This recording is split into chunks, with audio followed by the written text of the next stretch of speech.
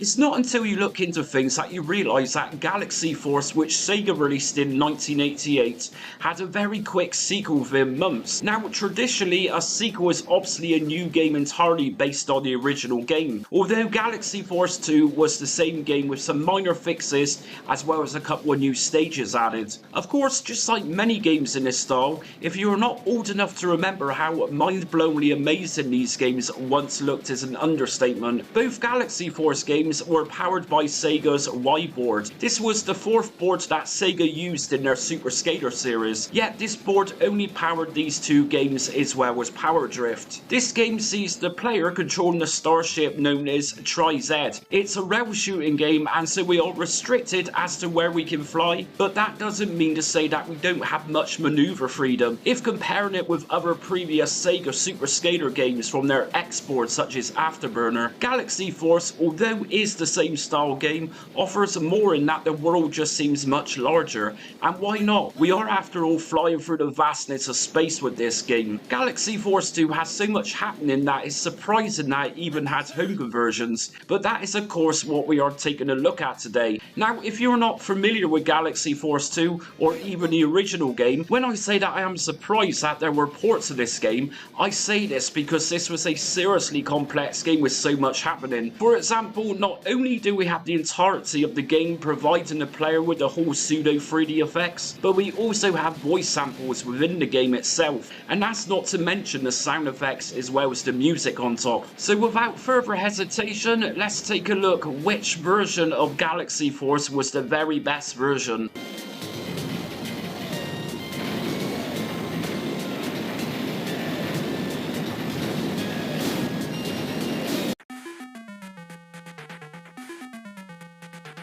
I'm going to just go ahead and say this what it is. Galaxy Force for the ZX Spectrum 48K and 128K computers isn't great.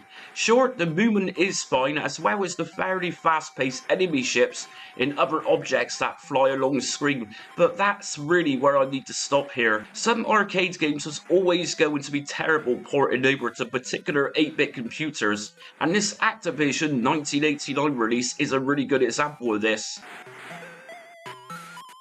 As we know, Galaxy Force is a fairly complex game for its time, comprising of visuals that the Spectrum could not easily pull off, even with the 128K version. The problem here is really down to the colours being used and the severe colour clash, which makes it extremely difficult to see what's going on, and targeting enemies to get a successful shot is almost near impossible.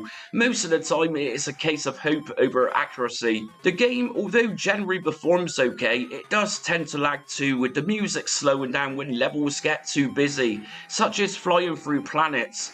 It's just not a great version at all, although I do commend Activision for giving this a shot. I am just afraid to say the ZX Spectrum just wasn't up to this task.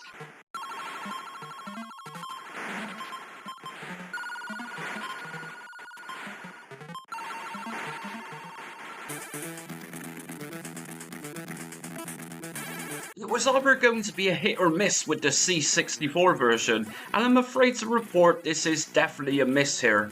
Now, the game's opening presentation is probably the best out of all of the 8-bit computer versions. In fact, it looks really well polished, including the planet selection screen, as well as the brief animation of the ship flying off to the levels. The gameplay itself is fairly messy though, and it's definitely the visual side which is to blame. It looks ugly with enemy ships and objects looking far too stretched, which clearly shows very blocky pixels, and it does tend to come off very bad looking. The first thing that struck me from the first stage is its colours. The arcade game has level 1 being set in space, as well as the other 8-bit computer versions.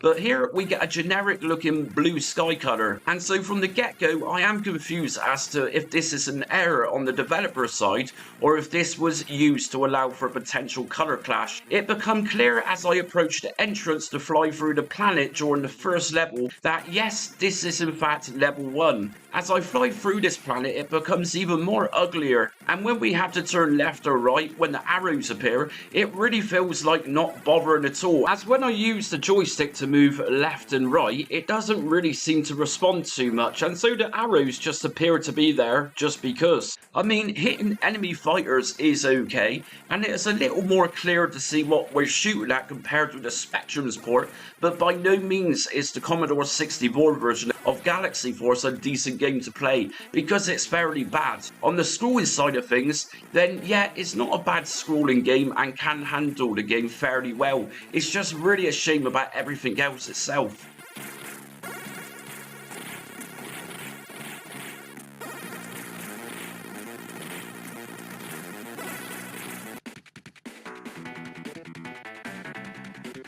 So did Galaxy Force have a good conversion for OCS and ECS Commodore Amiga computers? I am sad to say, well, not particularly. Although the 8-bit version so far hasn't really been wonderful, I will say that even the Spectrum and C64 control better than this 1990 release. Sure, this doesn't look too bad given its hardware, but of course any Amigan will know that there was better coded games than this one. And if you have ever played this version, you'll also know what I mean about the controls. Once we, as the game states, penetrate Fortress, those narrow turns that we need to make are incredibly awkward as our ship struggles to move quickly enough to avoid being hit. In other words, our ship in this version is fairly slow. It's also a combination of those caves being too big, and oddly enough they also stretch in a very bizarre way if we move too close to them, as an attempt to turn from them to avoid being hit. It's not just the fortress parts though where our ship is awkward to move around, it's during the outside parts too, it just feels very restrictive to move. The game does have both in-game music as well as sound effects, or even both together, in which not every computer port actually had this. I will say though that the music composition isn't anything particularly wonderful here. Shooting down enemies with our crosshair isn't too bad, it does get the job done to some extent.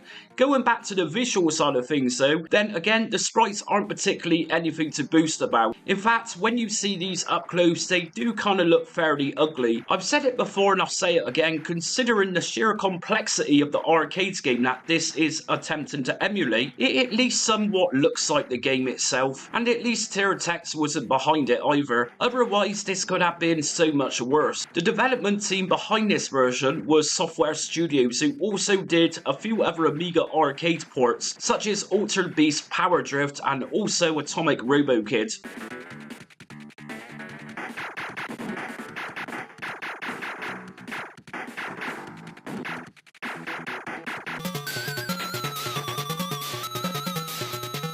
I was patiently waiting for the Amstrad CPC's home conversion of the game. I anticipated the worst version of this game, to be honest. I expect it to be a slugfest that barely played with a decent frame rate, but how wrong I truly was here. This is 1989's Activision game for Sir Alan Sugar's 8-bit microcomputer, and yes, you heard me correctly. I was wrong to judge Galaxy Force for the Amstrad CPC to be a bad game. This is a seriously great effort here. As you will see from the gameplay video, this moves remarkably well and also runs at an incredible fast pace. Now, I played through 2 stages in total and cannot say there was a single frame drop. Everything was coherent, and regardless of how many sprites were on screen at once, it did not slow down. Now, you could argue that of course this is a severely cut down version and this rings home from the first stage. But having said that, when we fly inside a planet and the tunnels surround us, the whole pseudo 3D effect really kicks in. Well, as far as an 8-bit computer can do, and it doesn't actually look as bad as you might expect it to. It's a seriously faithful version, and this told me so when I began stage 2. The length of this stage is pretty much on par with the original game itself. Of course, we have no voice samples here to tell us to turn left or right through the tunnels, but we do have arrows to point us, and considering how smooth running this version is, complete with quite possibly a Mode 0 coded game, then we really shouldn't moan about this at all. Controlling the Tri-Z is also very smooth, and when firing missiles, they did appear to hit and destroy oncoming ships and monsters very nicely. I mean, sure, this isn't the greatest port out of them all by any means, but like I said, for the Amstrad CPC, which are known to be fairly sluggish games at times, then this port seriously blows most of the others out of the water for the 8-bit computers, that is. An incredible effort here by Activision.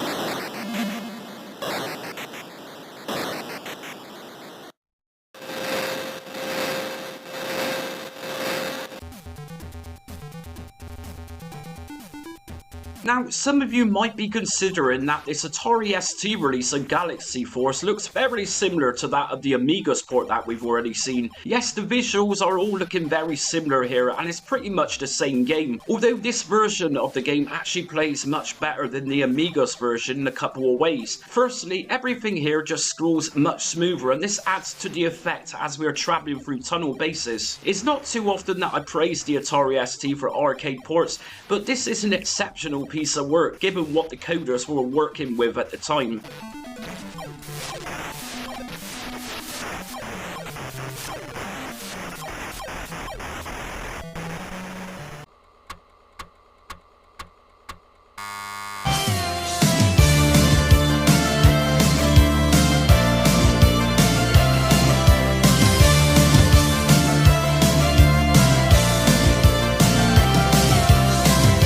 The idea of emulating games from yesteryear on your modern day computer or portable device. Maybe you hate the thought of loading times of your favourite games and prefer to watch commentary videos or anything else retro related. Just Jamie Retro Realm is the ultimate channel for anybody who loves games from the golden age of arcade to home microcomputers as well as the console generations. From the 1970s to the 2000s, then this channel will have something that you'll love, including themed video series, as well as beginner's guides from standalone emulators to more complex front-end emulation system guides. This channel even supports and showcases modern day games for retro platforms, or more commonly known as homebrew games, as well as offering reviews for physical hardware. Just Jamie will absolutely have something for any preference, and the video uploads are also very frequent too. So if you want a retro gaming channel which appreciates everything from the Sinclair ZX80 to the modern day era arcade games and love the idea of discovering new games from yesteryear, hit subscribe and set notifications so you don't miss out on almost daily content.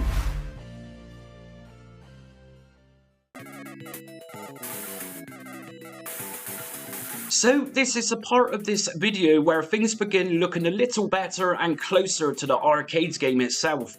This is the 1988 version of Galaxy Force for the Sega Master System.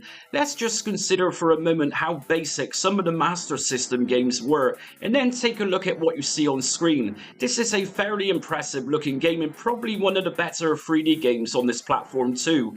Sega's very own R&D2 team developed this game, and so considering the arcade game was a Sega release, it's highly likely then that Sega wanted their own in-house team to develop it rather than pass it on to a third-party developer. One notable thing to mention here is that outside of Japan, this game was FM compatible, so if you had an expansion for sound, you would have enjoyed this with superior sounds compared with your average Master System game. It really sounds good for this too.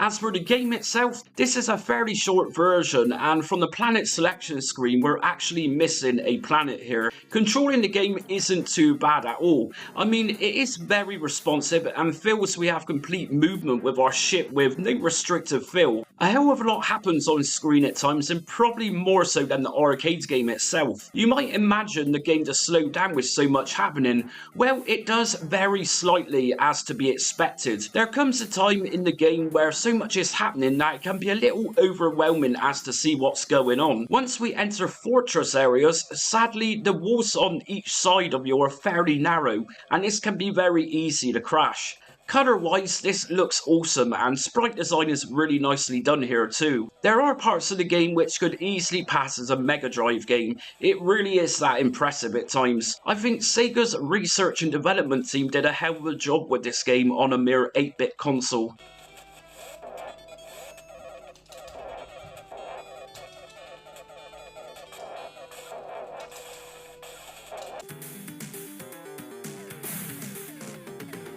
Anything that released for both the Sega Master System and the Sega Mega Drive would be inevitable that the Mega Drive would have the better version in most cases, and this is certainly the case for Galaxy Force. CSK Research Institute Corp, aka CRI, developed this port for Sega, a very trusted team of developers who largely developed for Sega only. They later went on to develop many more subsequent Sega consoles, including the Sega Saturn. This is a seriously great version of the game. As per most in this list so far, these are all cut down versions, and this version is no exception. But let's just remember that the Mega Drive is a 16-bit machine, and so even this was severely cut down too. But we do get to see space structures which were absent from most other versions of the game during its original run of home conversions.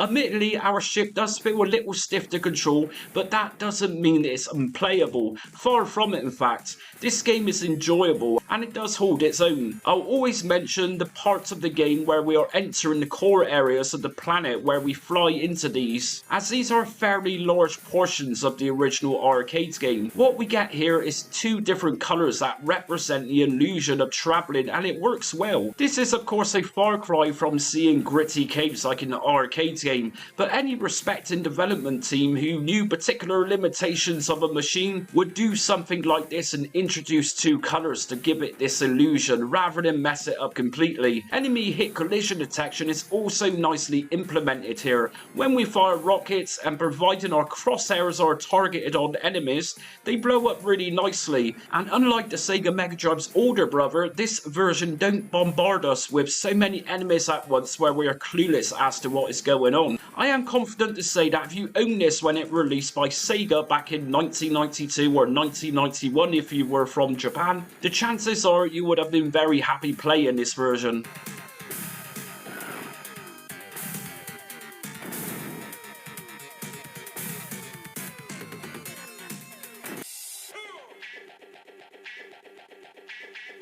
For the original run of home conversions, for the west of the world at least, then the Sega Mega Drive's version was likely the best, unless you happen to own the FM Towns Marty in 1991, when CSK Research Institute Corp released this for Japan. Now of course this is leap years ahead of what the Mega Drive had to offer. For starters, the sound is the best so far, as this was produced on compact disc after all, allowing more room for full stereo and complex music and sounds rather than limited room available for cartridge. Firstly, and just like most FM Town Marty games, this version comes with a plethora of options before the game begins, including sound adjustments and difficulty settings. The Starship controls just fine and does the job really nicely too. Hit collision detection is fairly tight here, as well as using missiles that targets enemies. Everything in that department works really well. Going back to the sound aspect of things, and more specifically the music, we have a whole new soundtrack here and it sounds great. Well, great for the typical dance style beats of the early 90s, that is. Scrolling is perfect here as well as sprite design. We even get to see and shoot through more space debris and space structures here, where nothing appears to be looking like it's struggling. The cave segments of the games within the planets are also really nicely executed here, and turning left and right responds nicely too. The cherry on the cake is that the voice synth here, well, it really adds to the arcade sound. We also have 5 stages in total with this version.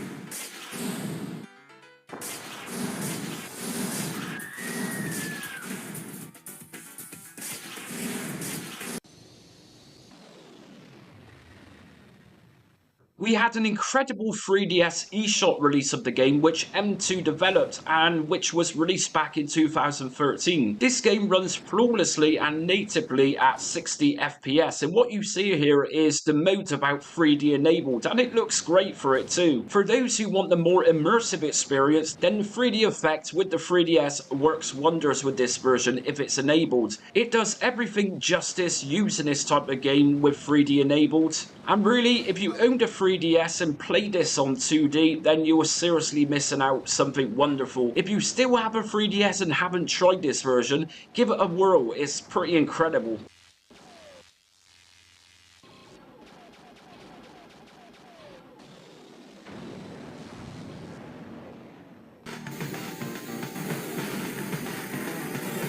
The Sega Saturn had a series known as Sega Ages. This was a platform for older arcade classics to be remade and modernised using more powerful hardware. Palooza Interactive developed this version and they did a wonderful job of it too. We have a few different options including a storyline of the game as well as the ability to continue on from previous missions that we have played. Of course, this is on par and if not, looks better than the original arcade release, and it plays and looks really spectacularly too. The bonus with this release is that if you had a Sega Saturn 3D controller, then we had a mode here where we can actually utilise the 3D controller rather than using the stock Saturn controller. Galaxy Force was originally released for Japan back in 1998. Now, if you was in the West and had some kind of region switcher back then this wouldn't have stopped you from checking a Japanese exclusive. This is a seriously awesome version.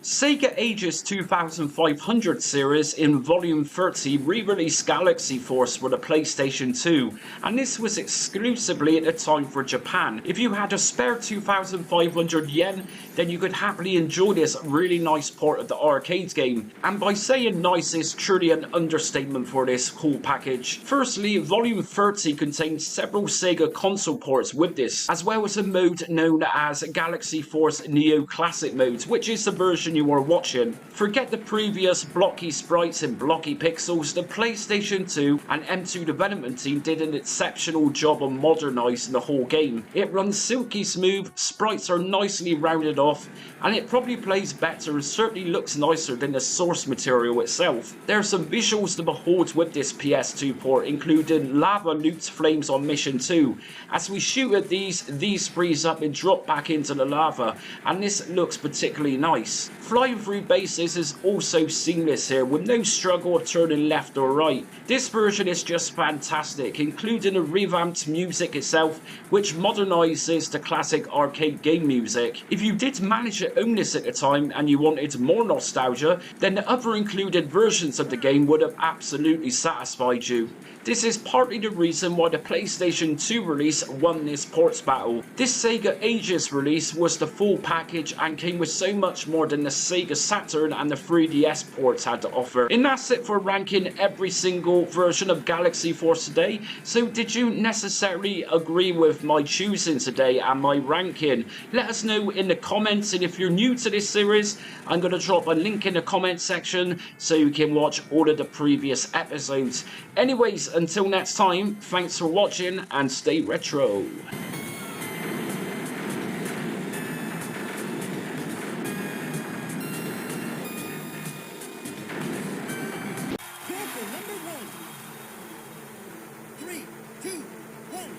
To look at Power Drift today in 2025 can admittedly look very messy, but it wasn't always that way. Sega released this very advanced kart racing game way back in 1988. At the time, this was absolutely groundbreaking stuff. This was a more advanced beast than Sega's earlier racers such as Outrun or Hang On. In fact, this was such an advanced and complex game, everything that you see apart from the backgrounds are sprites. And this of course is even more complex as it's also working from the Sega Y board. This allows everything within the game to rotate, and adding this fourth super scaling board into the mix, which is why today this game can sometimes look a little messy in places. There is a hell of a lot going on, and for 1988 this is a super impressive release. That's not to say that if you have the original arcade cabinet of Power Drift that this game looks messy. There is some games that aren't translated too well with emulation, admittedly. Some games like this one definitely demands the real experience, which was originally set up a little like Outrun, a sit down cabinet with mounted steering wheel, pedals and shifter controls, although the main standard arcade issue for the game was an upright standing cabinet.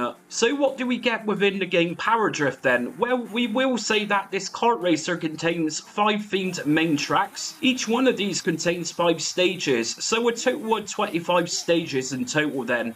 Like I said, this game is wholly impressive for its time. We have very colourful visuals, something that possibly Nintendo was inspired by a few years later with a certain kart game. In addition to the cheerful colours being used, we also get some very impressive music too, with some thumping sound effects which emulates the sound of engines revving. And this is all topped off with some really nice voice sampling too. The game itself is a fairly fast one too. Just remember, we do have the shifter to slow down or speed up. It's one of those racers that heads will turn as the car is turning with you. So with so many complexities and the impossible faults of this game being ported to particular systems, today we are ranking from worst to best the very best home conversion of Sega's 1988 racing classic Power Drift.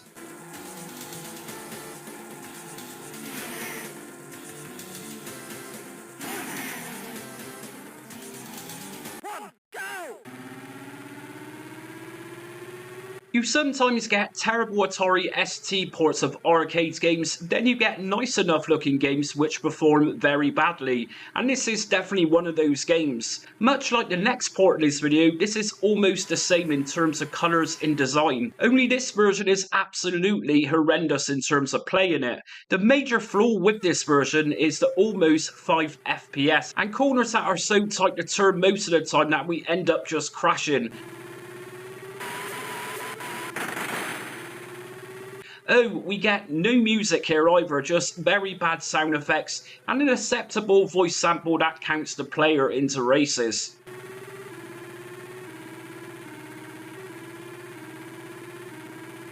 Third lap.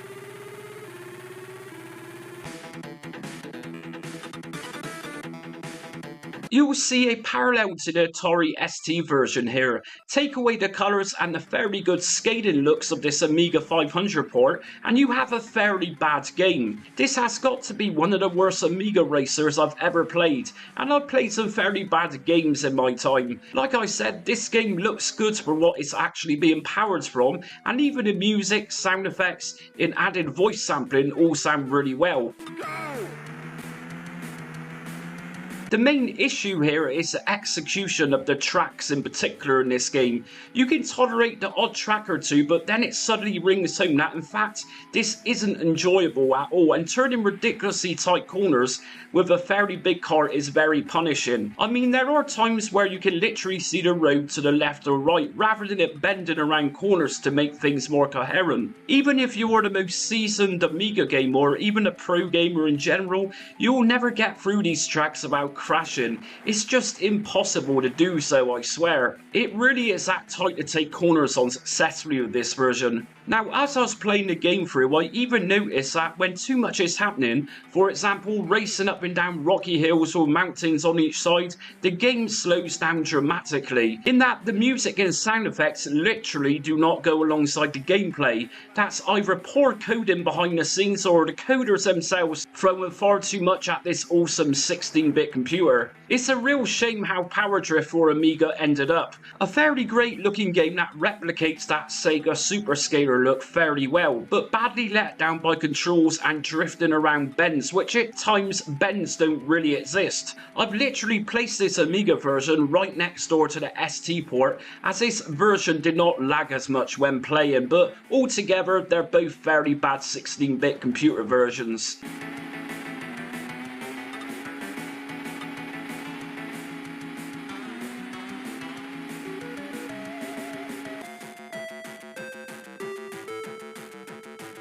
Yes, I did just put a mere ZX Spectrum game over the apparent superior computer versions. Why? Well, this is actually playable for starters. Okay, so it's not perfect by any means at all, but come on, this is Power Drift running on a Spectrum 128K computer. When I say that this is cut back, the gameplay footage will easily dictate this. Just remember, by no means at all did Sir Clive Sinclair expect his Spectrum computers to run games like this, and certainly not by 1989 when Activision released it. But there it was, and I suspect most kids and some adults might have found this port fairly playable.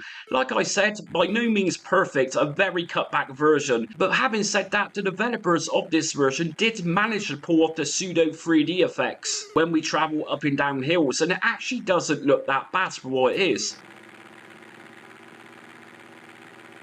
My only big quarrel with this 8-bit microport is that the roads are fairly narrow and the karts are fairly big, and so turning corners can be fairly difficult at times. The game comes with music as well as sound effects, so no issues here. They do the job and do it fairly well. I did, however, find the shift and acceleration a little strange. As for the presentation itself, this looks smart. A really nice mapped out menu screen where we can select controls and where we even get a very nice vector looking Power Drift logo appear before all this. We have 5 main theme stages just like in the arcade game, and selecting a stage to play as well as a character to play is really nicely presented here. Most certainly one of the Spectrum's more highly polished arcade ports that I've ever covered in this series. As we speed through the stages, color clash can get a little overwhelming at times, but with a well-trained ZX Spectrum eye, you could likely bypass this altogether and enjoy it for what it is.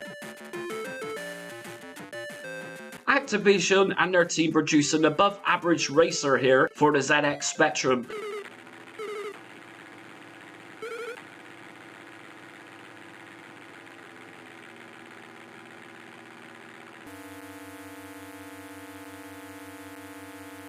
This arcade ports video is certainly full of surprises. Now, traditionally, MSX games are very bad ports of ZX Spectrum games, and I've seen some really poor examples of this happening within this series. But here we go, I actually think that this 1989 Activision game is a slight upgrade from the Spectrum's version. Firstly, we have a larger playing field area here, and it even appears to run better too. Turning corners with this MSX port is seamless too, as the tracks do appear to have a little more room to make some of these easier to get around.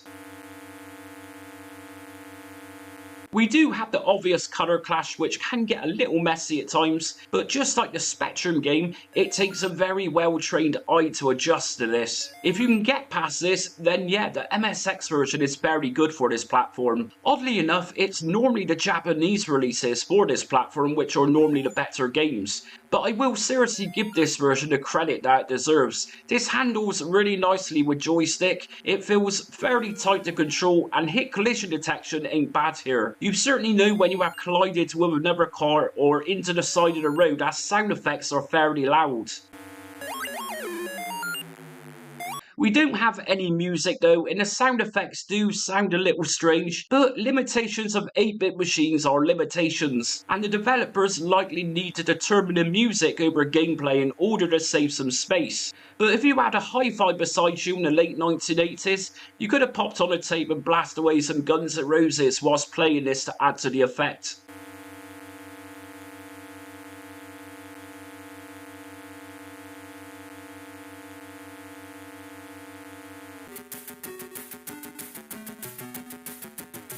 Power Drift for the Amstrad CPC is a seriously great effort from Activision, who released this for fans of the arcades game in 1989. It's one of those games that you might wonder if it was actually a direct port of the ZX Spectrum version or vice versa, as it looks pretty much the same in terms of its design. But of course this version has much more colour and much more easier on the eye too. Spectrum and Amstrad are no stranger to having ports of each other's games, but regardless, this is a superb racing game for the CPC, and probably one of the best on this 8-bit micro. It handles really well, and even going through those more busy areas where we are racing on top of hills with mountains beside us, the CPC refuses to struggle with these parts, and it runs fairly good with a consistent speed too. A seriously impressive game for the CPC, and if you had this machine back in the day, you likely would have enjoyed this game, and I hope for your sake that you had a colour monitor, as these colours really do pop out. They look awesome.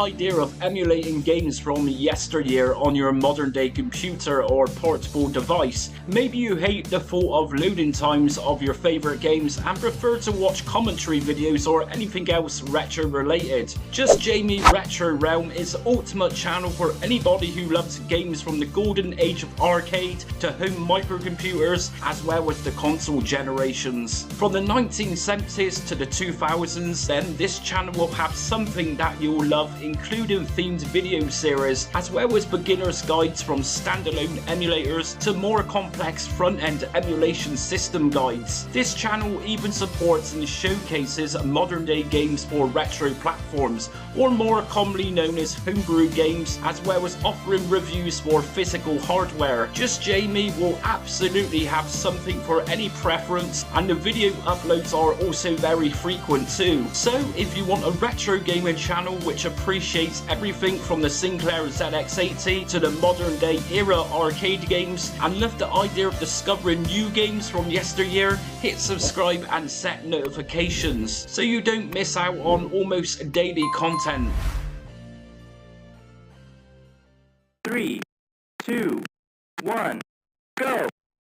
Next up we have the MS-DOS 1990 port of Power Drift. Now I was pleasantly surprised with this version. Many DOS arcade ports have generally been fairly bad. I cannot get out of my head how terrible Bad Dudes and Robocop was when I covered those. But this is actually a fairly decent version of this game, again by Activision, and most definitely one of the better arcade ports for DOS. I set this up with DOSBox and to my knowledge I've set this up correctly in terms of CPU speeds. I also use a particular sound card to emulate, which gives us voice samples, which admittedly doesn't sound too bad at all here. I also use the best video settings. Now as for the game itself, of course this is an extremely cut back version, but the developers behind this version haven't gone too mad in imitating that super skater look. Hills when racing up and down look a little flat, but we can tell we are in the air as the planes on the right and left hand sides disappear. Default difficulty settings are way too easy though, and I did find myself overlapping other carts, which is a little strange because most other ports I played I find I'm overlapped myself. In terms of colour, this looks really nice and sprite design is pretty spot on too. Well, as far as a 1990 DOS machine could do. The opening presentation could have been better, but really this is all about the gameplay,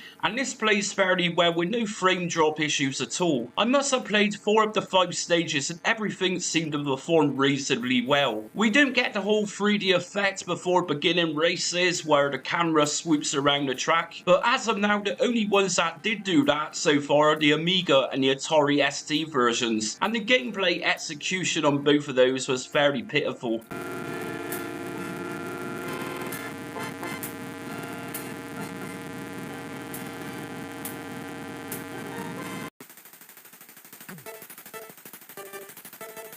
The last few 8-bit micro versions have all looked very similar. Then we have this Commodore 64 version which also released in 1990. One thing is for sure, the disc version of Power Drift here is a super long loader. But when we actually get into the game, this is when waiting a couple of minutes feel like it has definitely been worth watching those wobbly raster bars load up. Firstly, we have a full screen here and everything looks very higher end in production. It's often said that Turbocharge is one of the better C64 racing games, but I personally think even Power Drift rivals that game easily. What makes this game a little better than most so far in this video is that Chris Butler, who coded it for Activision, hasn't gone too mad with making the Commodore 64 attempt to do something it could simply not do. And so the tracks that we race on are fairly basic looking. In other words, any attempts to make roads look like super skater roads which rotate aren't here. Having said that, we still have the pseudo 3D effect passing particular road size sprites, and that is what makes this port more interesting than most. Each track that we race here do have a different appearance with how they look,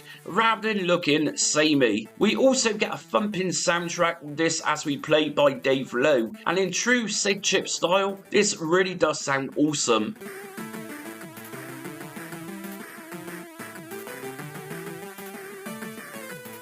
Our carts are fairly nice to control and nothing tends to lag in this game. It scrolls beautifully and the colours used are very good here. Where many C64 colours can look pretty dull in comparison to other systems of this time. It's an enjoyable kart racing game for sure, and what makes this embarrassing is that most would agree that Commodore's younger brother, the Amiga's version, should have been superior to this, but it simply wasn't. This is a seriously fun version of Power Drift, which even has the player properly spin around when being hit just like in the arcade game.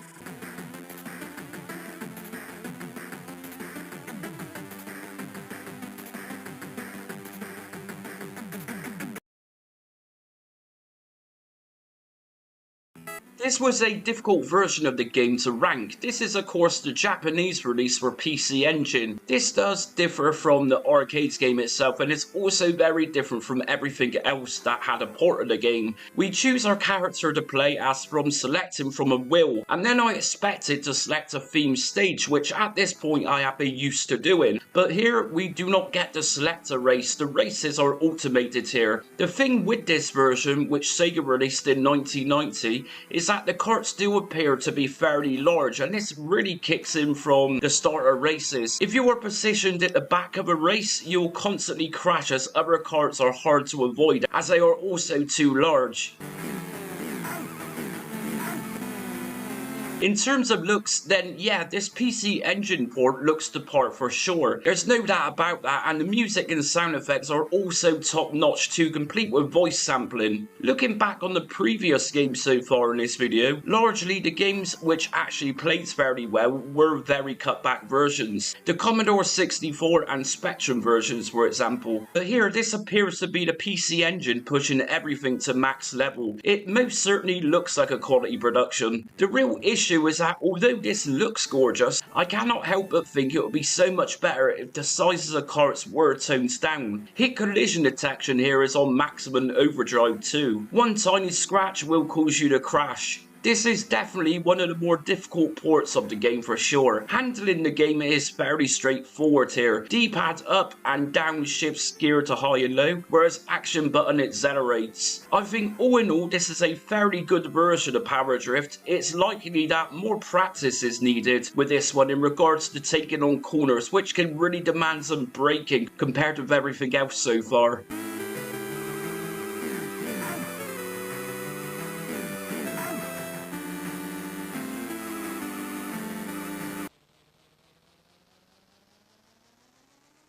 Between 2015 and 2016, Sega 3D Classics Collection was released for the Nintendo 3DS. This included several arcade classics in one package, although here we are looking obviously at the included version of Power Drift. This is a very nice portable recreation of the 1988 game. Now, although personally I don't think this is as good as it could have been, that's not to say that this isn't great. The reasoning that this could have been better is simply that the game plays far too fast for its own good, running at a faithful 60 FPS. Visually, this game looks great and it also features several options with the ability to customize controls, and also gives us a manual or auto option for shift gear changes. It of course comes with the option to play in 3D or 2D. I selected the 2D option for this video and will say again, like in Galaxy Force, 3D isn't for everybody. Although if that's your thing, then check out the 3D mode, which some would love.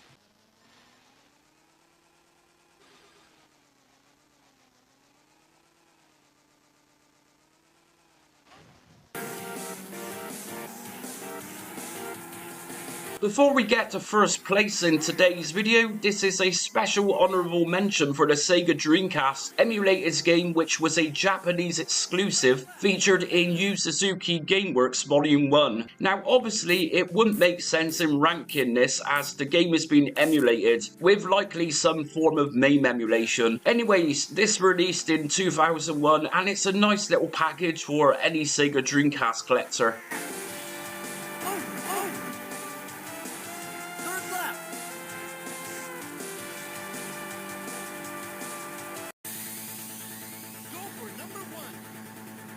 Now, I was totally convinced that this Japanese Sega Saturn release was just an emulated version of the arcade game itself. After further analysis and research, note this is actually a port and it is a superb port too, and that's why I put this in first place. Let's be honest though, apart from this Saturn version and the 3DS version, everything else was fairly underpowered to take on such a task as Power Drift. This was released as part of the Sega Ages collection, and Japanese owners would have been very delighted with this awesome port back in 1998. In fact, Japanese players would have been delighted with most of the Sega Ages releases. It also contains the awesome port of Galaxy Force, which I did in my last arcade ports video.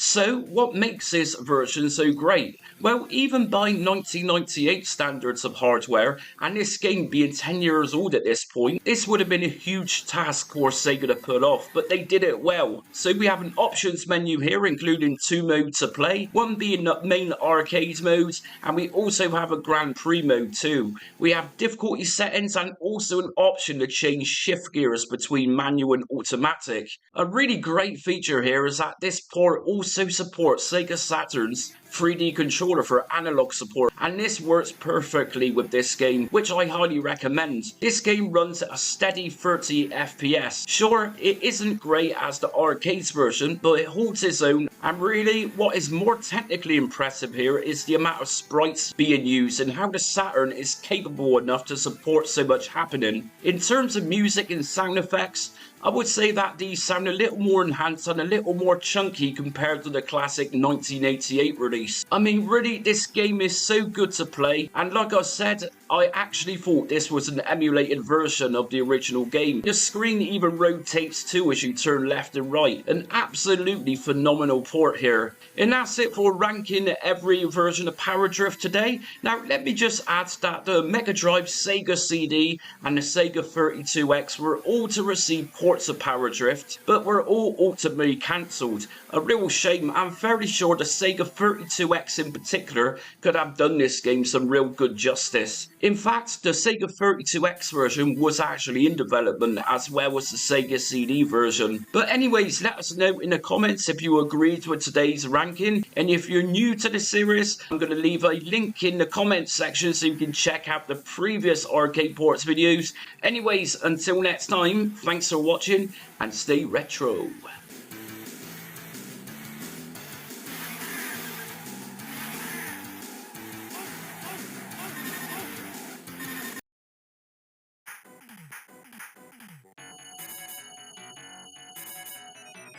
Back in 1987, Taito released Darius, the first of several games to come in his well-loved series of arcade horizontal shoot-'em-ups. Originally presented in the arcade as a panoramic widescreen ratio, which really gave the player some truly awesome visuals in its day. A very similar style to Taito's big arcade hit from the previous year with the Ninja Warriors, which I actually covered in this series just a little while back. Originally, the arcade game consisted of 3 screens to totally immerse the player. We all know that the universe of games in this genre are practically infinite, but when Darius was released originally, it was a little different. I mean, you had a few major standout shooters in this style, such as IREM's epic R-Type, which actually released the same year as this game, as well as the earlier release of Gradius, which came out in 1985. But it's not every horizontal shoot-'em-up game that presented itself as visually stunning as this game did. Something else which set this game apart from the other games in this style was something I like to call the outrun approach, in that rather than the game being a linear game, we can actually choose the paths to take for the end of each stage. These are known as zones, but before choosing a route we have to take on a boss first. The aim of Darius, or at least this first game in the series, is a case of controlling a starship known as Silverhawk and to ultimately destroy an empire known as Belzar before they totally eradicate planet Darius, hence this game's name. Darius looks very different to most other shoot-'em-ups in that enemies are based around sea creatures, but of course in a mechanical form, and the intricate detail with such a beautiful display for this game truly looks stunning. We of course can collect a plethora of different weapons to take down enemies and bosses, and you'll need some decent weaponry. Darius is a notoriously tough game to play. Anyways, we have of course got several different ports for Darius to get through in this video, some named differently but all essentially arcade ports of this game. So today we are ranking from worst to best the best home conversion of Taito's awesome side-scrolling shoot-'em-up Darius.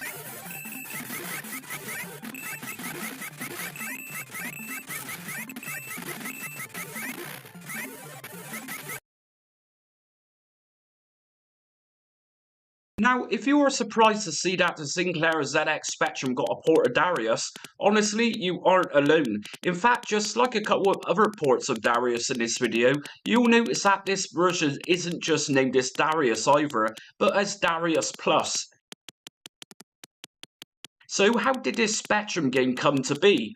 Well, the Edge has in the development team and publishers got lucky with a license directly from Taito produced Western ports of the game. Taito had no involvement whatsoever in the production of it, but I would imagine that they wouldn't have been too impressed with this port. The Edge released this one a couple of years after the arcade game arrived, which was in 1989. As you can see, this version contains our starship as well as plenty of mechanical sea creatures. That's all good and well, but the real issue with this game is that these are all just so large in comparison to the gameplay area, which is relatively small. And trust me, this small gameplay field gets extremely full at times. And combined with the scenery, we really don't have a great deal of maneuver room to avoid bullets as well as these robot creatures who are out to take over the planet of Darius. What makes this even more frustrating is that these mainly approach from behind and they come in waves. It is totally relentless. Not only do we need to avoid these waves, but also avoid hitting bullets coming from all directions.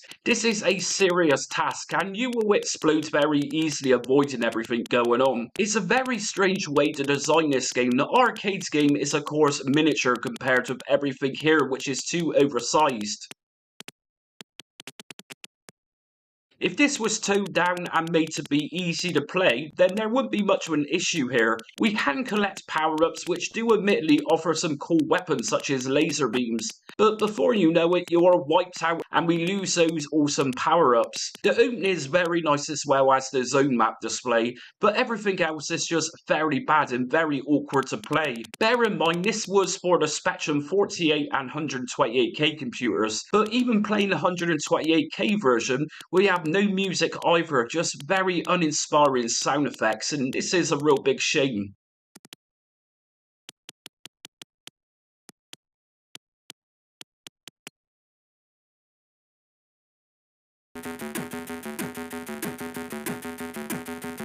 Knowing that the Edge also developed the Atari ST version was a little nerve-wracking. I was praying that this wasn't another case of oversized sprites in a small playing area. As luck would have it, the Atari ST's port wasn't as bad. In fact, if it wasn't for its extremely bad frame rates, this could have been a fairly decent shooter. So of course this 1989 port for the ST looks nice. I mean, granted, there is better looking ST games out there, but from jumping over from the Spectrum's version to this version, this was a massive super upgrade regardless of the frame rates. Now, to say that sprite designs here aren't massive isn't to say that they are good in size neither. These are still large enough to annoy you, and the enemies come in their hordes from all directions here too. The more sprites that come on screen, the slower the game gets and the more frustrating it is to shoot at enemies.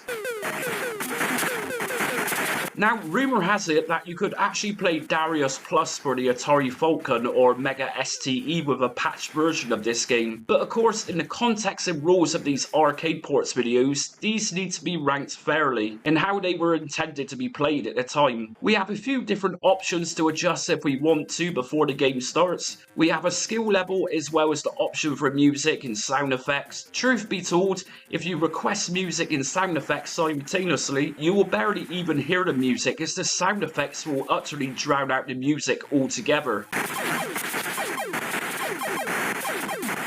I mean, really, there isn't really much else I could say about the Atari ST's version of this game. It just needed to be calmed down with its influx of enemy sprites, as the Atari ST seriously can't handle everything it wants going on in this game. I would also say that once we get to the first boss in Zone A, although this is a really nicely designed piece of art, it really is nothing like the fish that we see in the arcade version of Darius at this point. In fact, this is the design from Zone B. But having said that, this is maybe why the game is titled with a plus, meaning that it's superior to the source material. Who knows?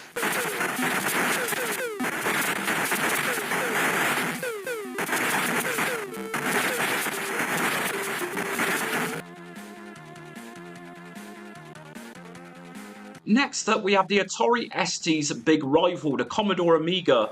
Now, this is almost the same game as far as visuals are concerned anyways. Of course, as you will see, the Amiga's 1989 port by the Edge performs much better than the ST's version, although this is far from perfect, and I know for a fact that the Amiga could actually perform better with this with several sprites at once. So yeah, the Amiga game definitely performs better, although could be smoother. The size and the sprites are virtually the same as the Atari ST's.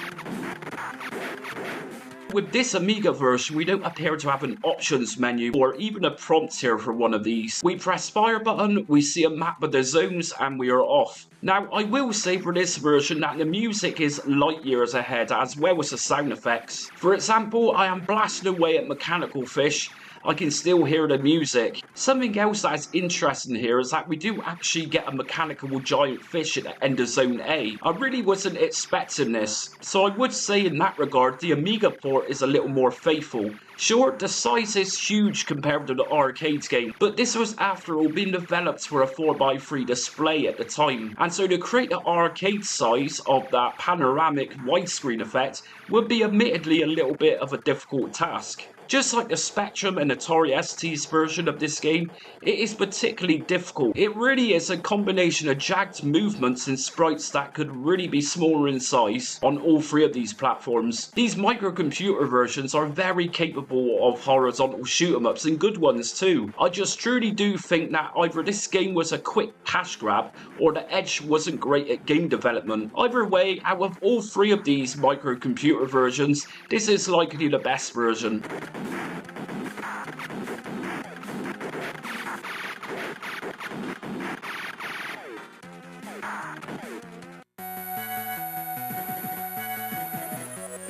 Rather than being stylized with the mathematical plus symbol, the PC Engine's version is known as Darius Plus, in which the plus is actually spelt here. We have arrived at the point in this video with a dramatic shift in quality, and that's very simply because this 1990 game by NEC Avenue was developed by a different team altogether. This was developed by Bits Laboratory. You can see here that this is a major upgrade from everything else so far in this video. I won't lie, this game is ridiculously tough, and I think that's partly because the game is designed very much like the arcade game, and so the incoming enemy attack sprites are pretty much the same.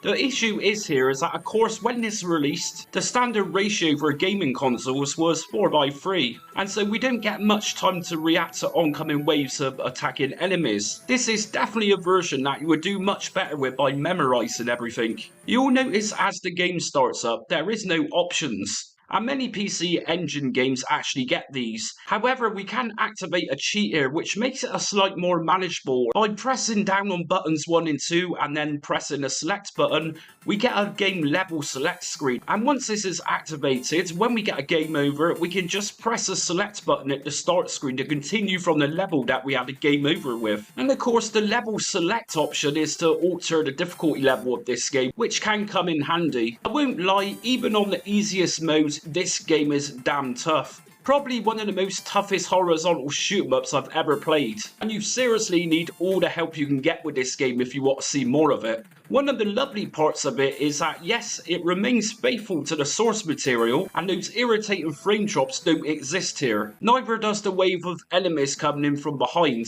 It's almost like Bits Laboratory knew how the game played originally. Sadly though, there was no 2-player option with this version.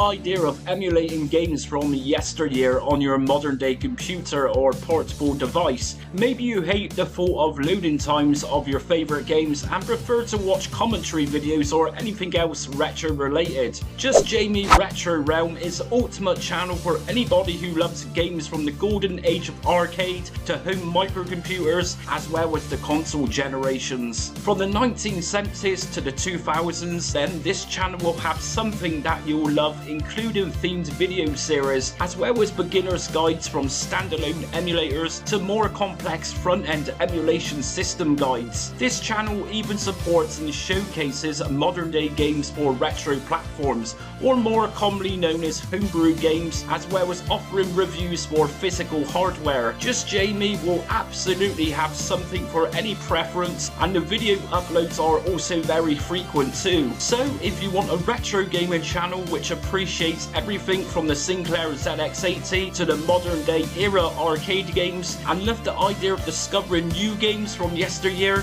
hit subscribe and set notifications so you don't miss out on almost daily content.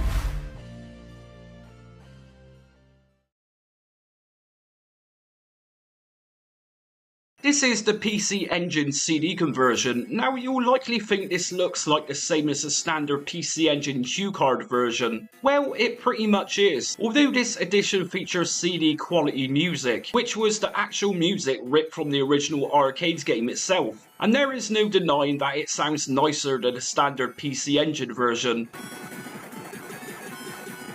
The reason this version is known as Super Darius is that it contains more bosses than the arcade game did. And that's not to say though that this isn't a port of the source material, because it is. NEC Avenue likely thought they had spare room to play with prior to exclusively releasing this for Japan, and so decided to add some new bosses in order to sell the game. In terms of difficulty level, this CD version is often said to be slightly easier than the standard PC Engine HuCard version. For me, they're both fairly on par. In other words, both completely unforgiving games, which might make you cry.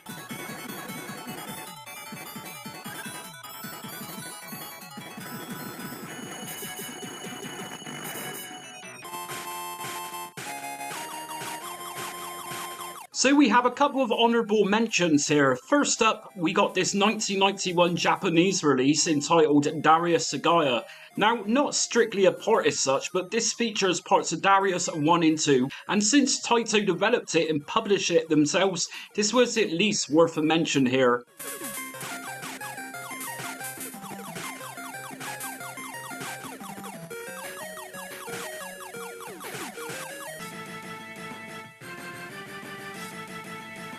This is Darius R. Again, much like the original Game Boy game, this was a little bit of a mishmash game. Although the first stage is entirely based around the arcade game itself, one thing to note with this version is the superior resolution. Although the camera does tend to follow Silverhawk around as we're playing, the wider field of view here is really good. Darius R again released exclusively for Japan back in 2002.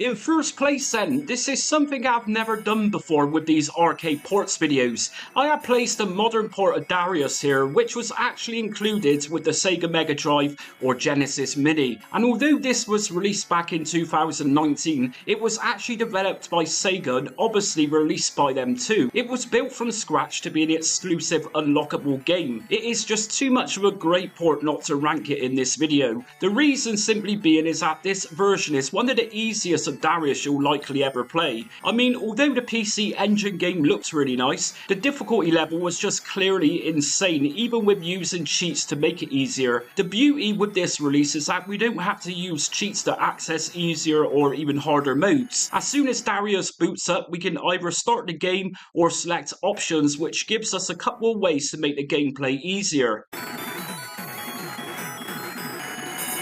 Now, as for the gameplay itself, although this is still a fairly tough game, even with the easy difficulty level, I did manage to get through Zone A completely without getting a game over at all. The game looks great, and that intricate fine detail of what kind of looks like Jupiter behind us as we're taking on the first boss looks incredible. And the music is also emulated nicely here too. It's got that typical Mega Drive twang sound, which sounds much closer to the arcade game. To make things even greater with this Mega Drive version is that we can also access auto fire through the menu settings, which makes the game a little more enjoyable to play rather than constantly tapping on the fire button. Everything here was developed really nicely by Sega. If this version didn't exist, then I would likely have put PC Engine CD's version here in first place. Darius was a seriously tough game to begin with. Sadly, the home computer ports were fairly bad, and there's also a Commodore 64 version in development too at the time, but it was actually cancelled. Although you can find that on games that weren't 64, a story about what happens with the production of the C64 game. You can even download the used assets of the C64 version too over on games that weren't 64. But anyways, that's what ranking every version today of Darius.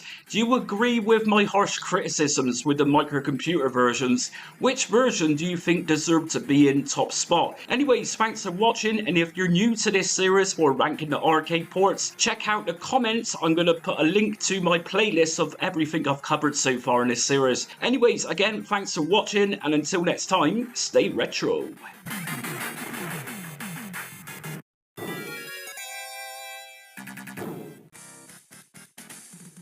Super Monaco GP is a sequel to the 1979 game Monaco GP. Of course, most of you will be more familiar with this 1989 sequel, Super Monaco GP. If you didn't play this one in the arcade, there was awesome use of the Sega X board, that famous board responsible for bringing us other games such as Afterburner and Thunderblade, then you likely would have had a home version of it instead. Most notably on the Sega Mega Drive, and more specifically perhaps on Mega Drive Games 3 cartridge, alongside two other classic Sega games being Alien Storm and Super Thunderblade. The Sega Mega Drive wasn't the only system to have a home conversion of Super Monaco GP though. In fact, several systems had their own unique versions of this very awesome racing game. This game was a fairly big deal in the early 90s. I personally remember having a dedicated page of it being advertised in Commodore Format magazine, and if you didn't own the game, then it's very likely that you knew somebody who had a copy of it themselves.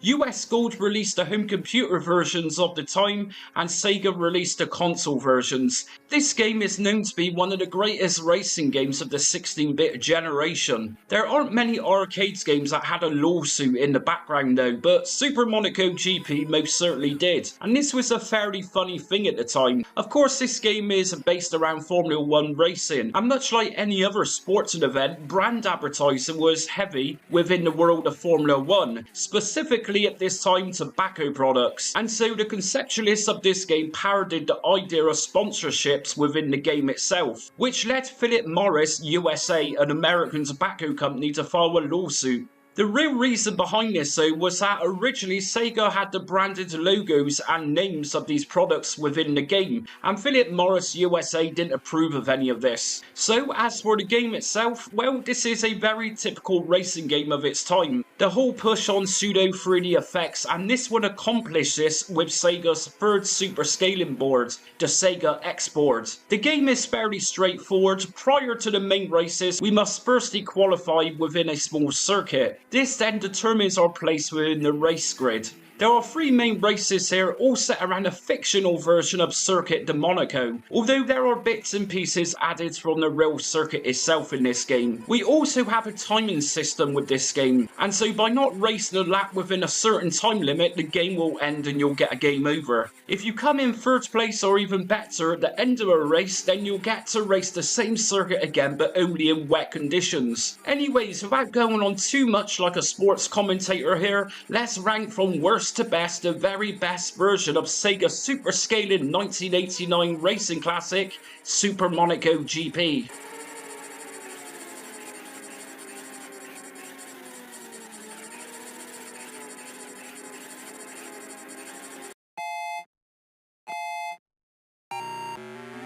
I am not a ZX Spectrum hater by any means. I follow the scene closely and have my own collection of ZX Spectrums, but I cannot honestly praise this Spectrum release by any means at all. In fact, this was really a bad game, and most definitely an awkward game to play too. US Gold released this one on cassette and disc in 1991, and was later re-released for the Budget Kicks label. What you see here in the gameplay is from the 128K version. This was also available for 48K computers too. Now, judging by how badly this game scrolls just leads to the imagination of how terrible it must have been for the Spectrum 48K computer. It is nothing complex in terms of controlling, it's super easy in fact. Press up on the joystick to accelerate and hold down to brake. Obviously, clicking the stick left and right moves our vehicle left and right. The real reason I criticise this version is that because it's so choppy. Turning corners can be very unnecessarily tricky, and although I played this Spectrum version many times prior to recording the footage for this video, taking corners on is an absolute nightmare, and you will often get a fatal crash image appear once you have bashed into the sides of the roads a few times. I mean, the arcade game and its qualifying lap is a breeze compared with this version. In terms of its use of colours, I mean, this is a Spectrum game and it's of course of its era. And so if you knew the Spectrum look, you either love it or hate it. It really is that simple. As for the sound effects, this is pretty much basic as it gets. But I must say at times particular sounds in this game sounds a little bit more like the motion tracker from the Alien films. I mean, really, if you can get past the fact that this plays so choppy and are prepared to brake around very choppy corners, then this version of Super Monaco GP is just for you.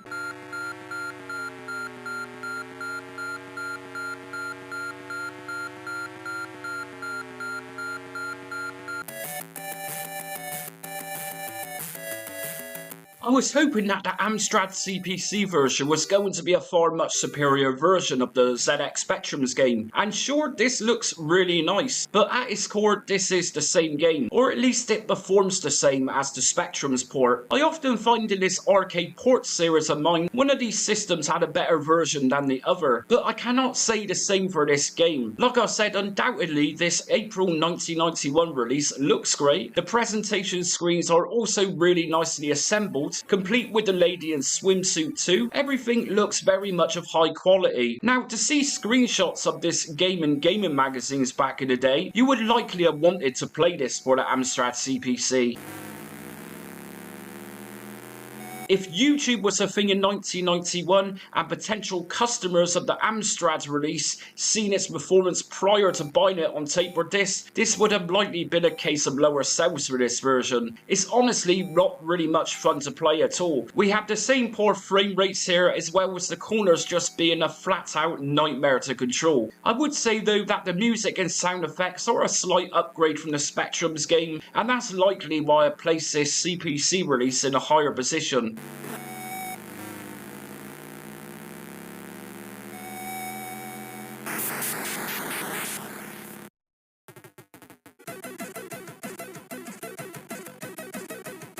Although this Commodore 64 release isn't much fun, it's at least playable for a start, and taking those corners are a little more easier here, and this is to do with much better frame rates with this 1991 release by US Gold. Now, by no means am I saying this is a decent racing game, because it really isn't. Truth be told, the racing parts of the game bear very little resemblance to the arcade game. This just comes across as another generic Formula 1 racing game on the Commodore 64. One of the highlights of this port is that the music is superior, and that's partly because the Commodore 64 generally has better sounds thanks to the mighty SID chip, and in this case we have the legendary Jerome Tao who produced the music for this version.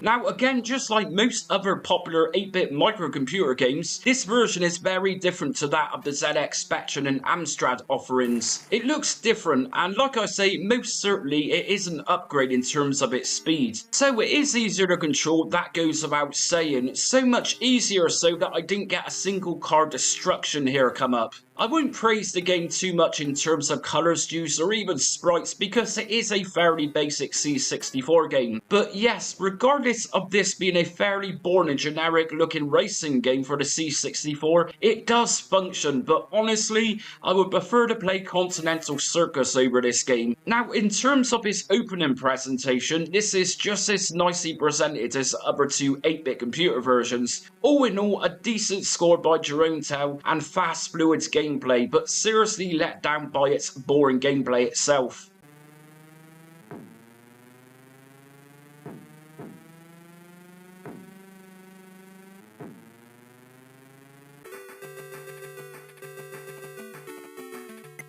Super Monaco GP for the Sega Game Gear was actually one of this portable system's launch titles, and what you get here is pretty much a miniaturized version of the next version in this video, in that this is very different to the arcade game and only pretty much bears the title of the game name itself. Game-wise, this is just different in so many ways. This is a super fast version of the game, something like Super Monaco GP takes steroids. It's so fast at times it's fairly annoying successfully getting around corners without bashing into sides.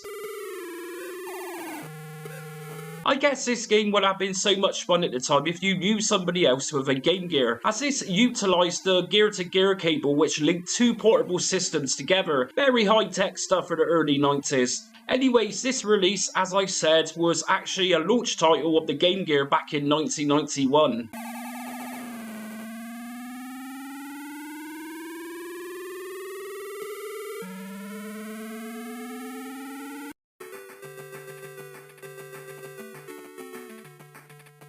Now, the Sega Master System was a very hard one to rank in this, as it's pretty much an entirely different game just like the Game Gear's version. Although this does hold the same name as Super Monaco GP, it's different for a couple of reasons. Firstly, you'll notice the split screen where I'm playing very badly on the upper half of it. This is how the game is, this isn't a particular mode. If you want to play a single player game, this is what you get. Or if you fancy a two-player game, you'll also see this same display. It's a little bit off-putting in my opinion, and this game isn't really the best. Although it is better than the previous 8-bit computer versions for sure, it's just very different. Secondly, we have a third-person perspective here, which again, compared with everything else apart from the Game Gear's version, is very different how it looked in the arcade as well as the other ports in this video. I mean, this isn't the Sega Master System's finest hour by any means. It's pretty much just an average racing game which released for fans of the arcades game in 1991.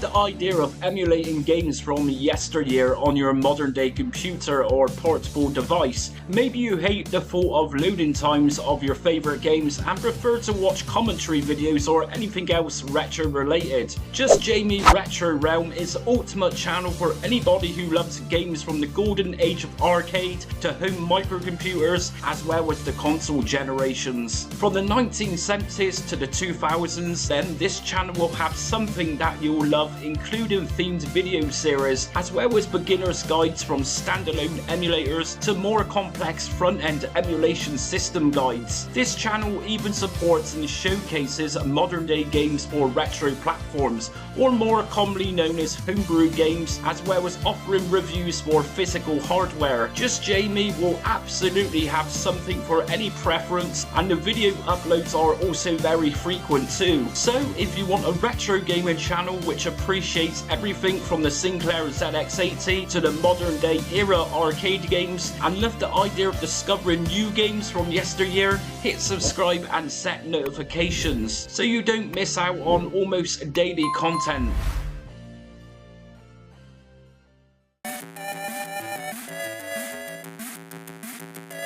I mean, the Atari ST version isn't bad, or most certainly isn't as bad as the free 8-bit computer ports. The 16-bit computer editions gave us the ability to either use a joystick or mouse to control vehicles in this game, although I did opt to play with a joystick here, and it really didn't control that bad at all. The Commodore 64 did have a better speed admittedly, that's easy to see with the comparison here. However, this ST version has got a little more substance to it. This kind of resembles Super Monaco GP a little better here. Sure, this isn't looking much like the arcades game, and I certainly didn't come across any tunnels to go through with this version either, but we will just say that it plays like an average racer of its time. Nothing groundbreaking by any means. We also have some fairly good music here as well as sound effects. and these are both certainly an upgrade. The break-in sound effects with this version is beginning to sound a little more realistic, and those higher resolution visuals are certainly looking much nicer. I am sure that most Atari ST users back in 1991 when this released would have much preferred Vroom, which released a month prior to this arcade port releasing.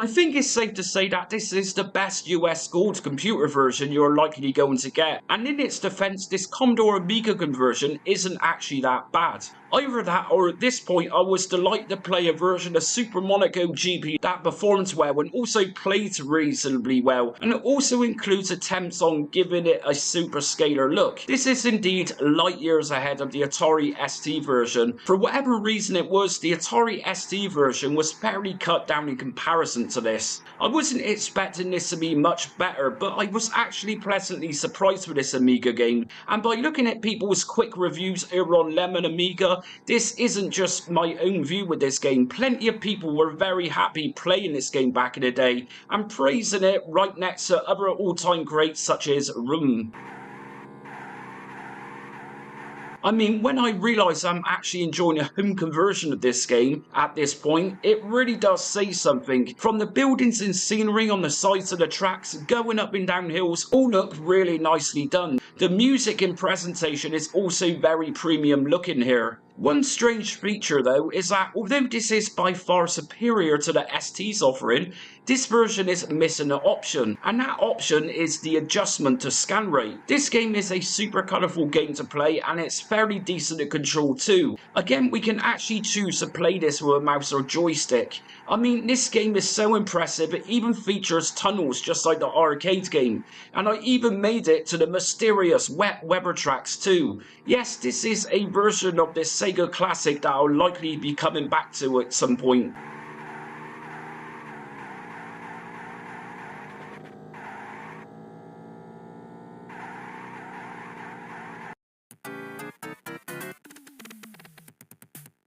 If you wanted pure satisfaction with any home conversion, then this was the way to do it with this 1990 Sega Mega Drive and Sega Genesis port. Unlike the Master System in Sega Game Gear games, this was actually a proper port rather than going into different territories. We have a couple of different modes here too. We can play the original Super Monaco arcade game, or we can play a different game known as the World Championship, where the game gets a little more in-depth and vehicle customizations can be made here too.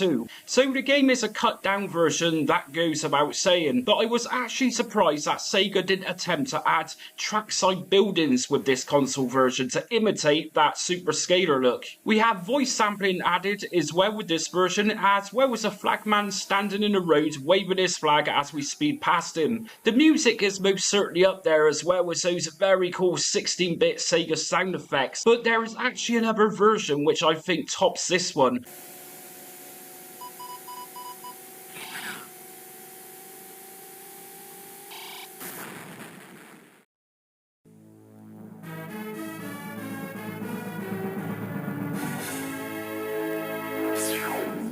This is the Sega Mega CD release, which came bundled with the Sega Arcade Classics collection. Now, to be fair, this game looks and plays the same as a standard Mega Drive release, only the music and sound effects here have a big overhaul, which now offers the player true CD quality like sound, and it's truly noticeable here too. In addition to all of the greatness that this version offers, we also have a HUD display here too, whereas apart from this version in the standard Mega Drive release, nothing else actually had it, or at least didn't look as good as these versions. It just adds to that arcade feel, and it looks effective too, and it's kind of helpful where we can actually see the track that we are racing, and the positions of everybody else you're racing against. There isn't really much else to say about this version, as most of it was said with the Mega Drive game, and effectively essentially they both are the same game, with of course sound enhancements with this Sega Mega CD release. And that's it for ranking every version of Super Monaco GP today. So did you actually agree with my rankings today? As always, drop a comment in the comment section and let me know if you think I was a little harsh on the Spectrum and Amstrad versions of it. If you're new to this series and you want to check out other arcade port videos I've done, I'm going to drop a link in the comment section so you can go through the playlist. Anyways, as always, until next time, thanks for watching and stay retro.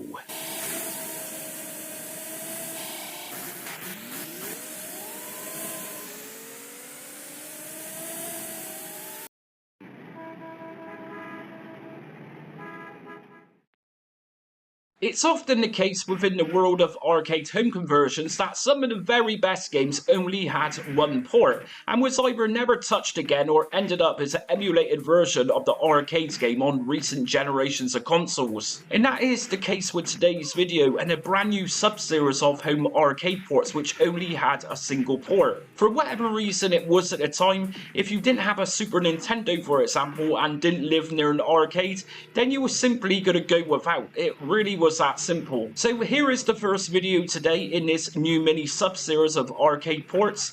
This is the very awesome and highly underrated Combatribes.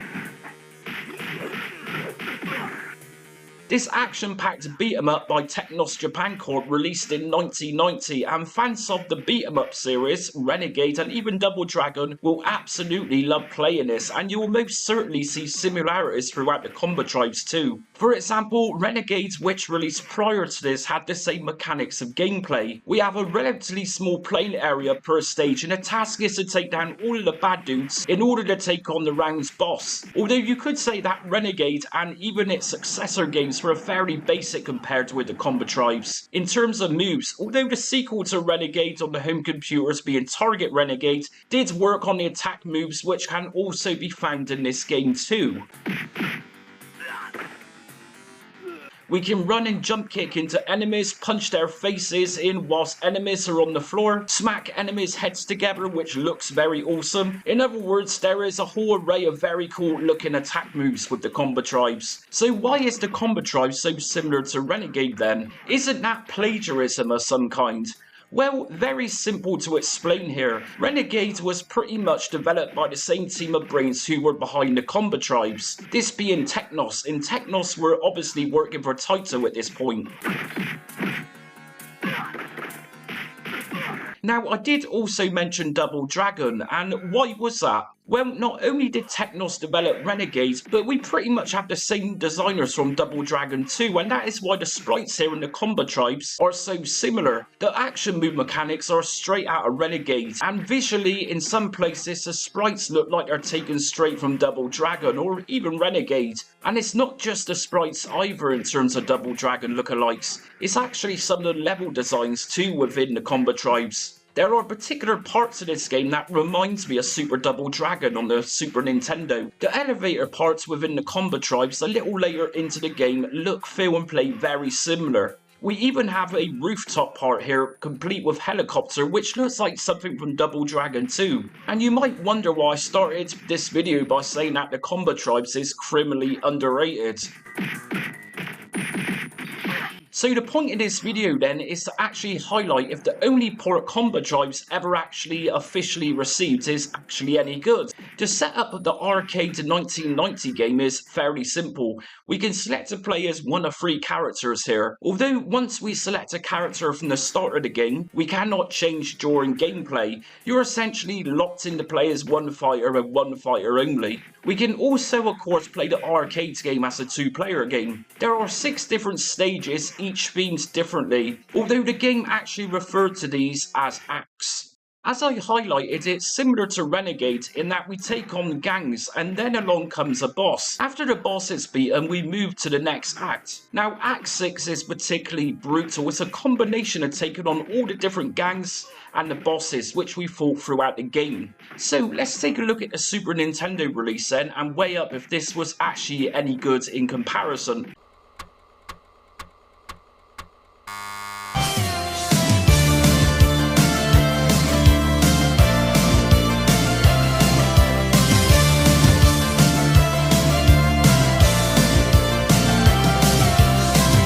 love the idea of emulating games from yesteryear on your modern day computer or portable device. Maybe you hate the thought of loading times of your favourite games and prefer to watch commentary videos or anything else retro related. Just Jamie Retro Realm is the ultimate channel for anybody who loves games from the golden age of arcade to home microcomputers as well as the console generations. From the 1970s to the 2000s, then this channel will have something that you'll love, including themed video series as well as beginner's guides from standalone emulators to more complex front-end emulation system guides. This channel even supports and showcases modern day games for retro platforms, or more commonly known as homebrew games, as well as offering reviews for physical hardware. Just Jamie will absolutely have something for any preference, and the video uploads are also very frequent too. So if you want a retro gaming channel which appreciates everything from the Sinclair ZX80 to the modern day era arcade games and love the idea of discovering new games from yesteryear, hit subscribe and set notifications so you don't miss out on almost daily content. This released in 1992, and you might be pleased to know that a couple of the programmers, artists and even director from the arcade game also had a major input in this port's production. So firstly then, we do have some changes made, but this isn't necessarily changes that seriously alter the game like some ports have done in the past. But we actually get some storyline to this version. A nice introduction storyline screen with some really nice bright and contrasty animations of the characters within the game we can play as. Once the introduction video is done, we are then presented with the Combatribes logo, and from here we can go straight into the options menu and take advantage of what this version can actually give us. So we have two modes of difficulty, that being normal and hard modes. I opted for the default normal mode here, and that was suitable for me. We also have a hit option to enable or disable. Now this is handy if you're going to go for a two-player mode where you can choose to hit each other alongside the enemies on the screen. We also have a continue selection here. Now if you're new to this game, I totally suggest maxing this out to 7, and that's what makes this game a little harder than the original arcade game. We don't have unlimited continues like you would on main nowadays. Back in with the main game options, we have a selection of different versions to play as a part of the versus mode where we can actually fight each other. Now, who remembers a Double Dragon on Nintendo Entertainment System? A very similar setup just here. We are straight into the character select screen next, and this looks slick as we scroll through all 3 different characters. As I always begin the game with Berserker, that's exactly who I chose. Now, a real beauty about this Super Nintendo port is that, like the arcade version, once we died, we couldn't actually choose to play as another character. But in this Super Nintendo port, we can actually do just that. So once we die, all we need to do is press select button, and then we can actually begin the game from where we just left off, but playing as a totally different character, which I found pretty awesome. Something I did pick up on straight away from Act 1 is that we don't have motorcycles riding through here to drop off gang members, and sadly we don't have objects to pick up and throw either, which is a little bit annoying as this made the arcade game quite fun at times. The main action is actually really nicely implemented here. Punching and kicking enemies comes with that really beefy action sound, and hit collision detection is nice and accurate here too. When punching somebody or smashing heads together, it really captures that moment. It's awesome. No problems with the gameplay at all then, just more of an annoyance with the lack of objects to pick up. Come Act 2, we are onto the fire-breathing Karnov man. Now obviously in the arcade we actually chase after this boss as he makes his way up to the amusement park's tower. Sadly we don't get that chase here and we fight him on the ground. I mean, playing through this port, the game is undoubtedly a solid 16-bit beat-em-up game, and I was fairly happy to play this for the first time. I don't actually think it would be too disappointing for anybody who's only ever played this version and not the arcade game, and so those people wouldn't know any better. Having said that, and the lack of a couple of missing features that the Super Nintendo port has, what this game lacks, it kind of makes up for it with those different settings, and I even think that the music and sound effects kind of sound a little bit better here too. It's also much more vibrant and colourful here in that glorious 16-bit Super Nintendo colour palette. As for Combatribes in general, like I said, a hugely underrated beat 'em up, and I truly hope this video gives this game a little bit more publicity. So anyways, that's it for today's video. Let me know what you think about Combatribes on the Super Nintendo, if you've actually ever played it, or are you actually brand new to the Combatribes altogether, and are you actually really impressed by what you see? Anyways, as always, leave a comment in the comment section, and until next time, thanks for watching and stay retro.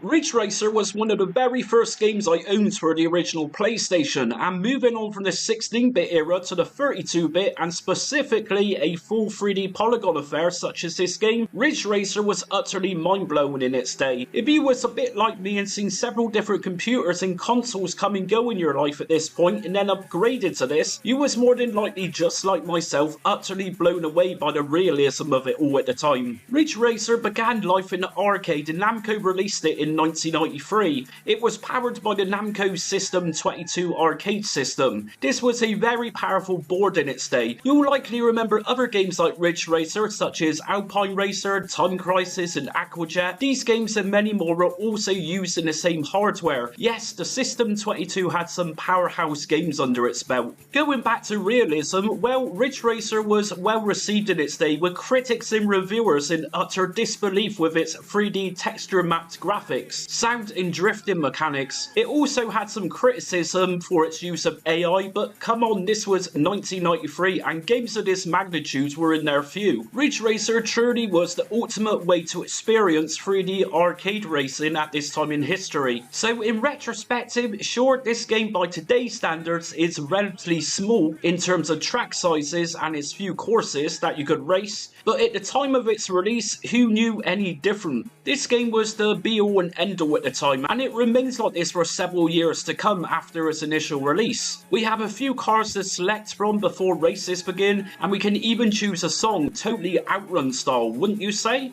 In addition to this, we could either choose to play an automatic or manual transmission and are greeted with what appears to be digitised sprites of a young lady and man who counts you into the race. Once we begin races, that typical 1990s dance beat music makes an appearance and is off to drift around corners and making checkpoints before our time runs out. Yes, although basic, this is an arcade classic which holds many memories for many people around the world. We of course have a good few ports of Ridge Racer to get through today, so let's find out which home conversion of Namco's 1993 big hitter was the best one you could have played at the time.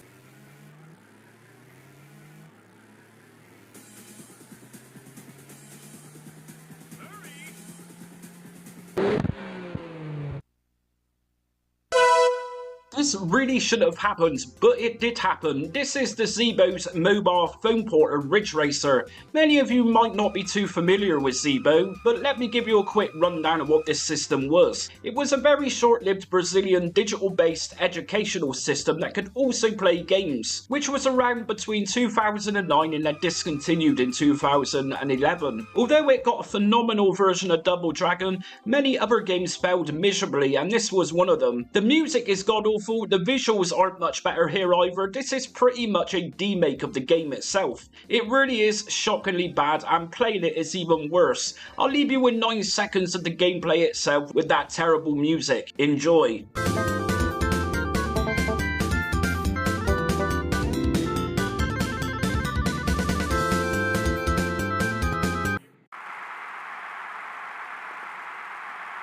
This is the PlayStation version, which also was a launch title for the console itself.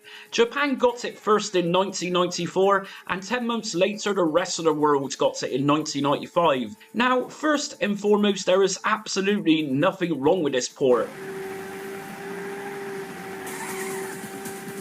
This is the version I and probably most other people are most familiar with, but in a ranking video we do need to have something considered as the least best version and through its pure basicness. I'm afraid to say that this version that I once played more than most other games on my PlayStation had to come in one of the last places. I'll say that this version is as basic as it gets, meaning that other versions had more enhanced ports featuring many different options and customizations. I mean, this version truly is of its time. Those polygons really do stand at a mile here, but just remember this wasn't the case at the time. This game truly blew myself and my family away when it's released with its pure sheer realism.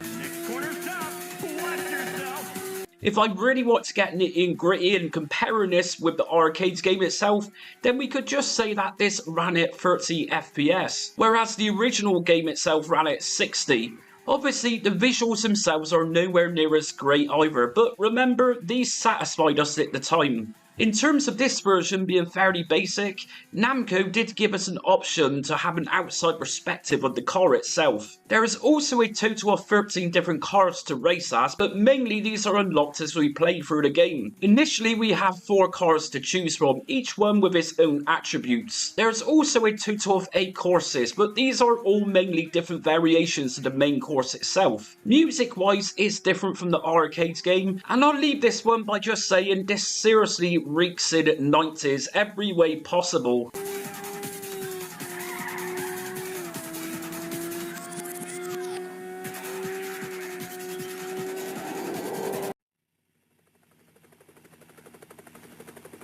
This is Ridge Racer DS, which released in between 2004 and 2005, depending where you was in the world at the time. This was released to be a remake of a certain version which is also featured in this video.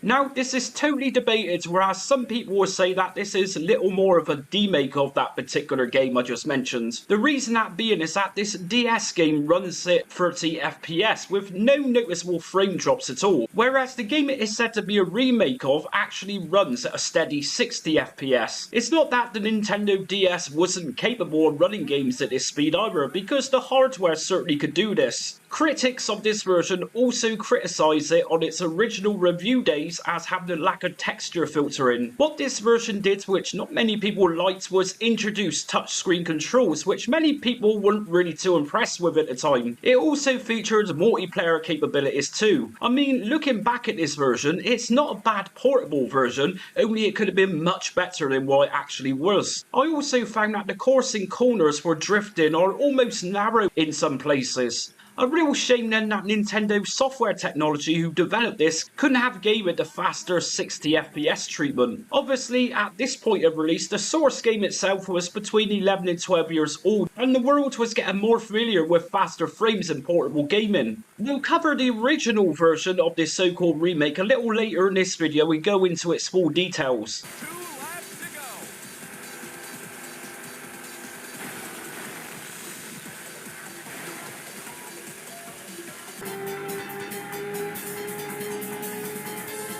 Between 1998 and 1999, the world was introduced to Ridge Racer Type 4. This was an exclusive sequel for PlayStation and skipped the arcade entirely. One of the awesome features with this game was its promotional disc that had an enhanced version of the original Ridge Racer game known as Ridge Racer Turbo Mode. Now, graphically, this does remain the same.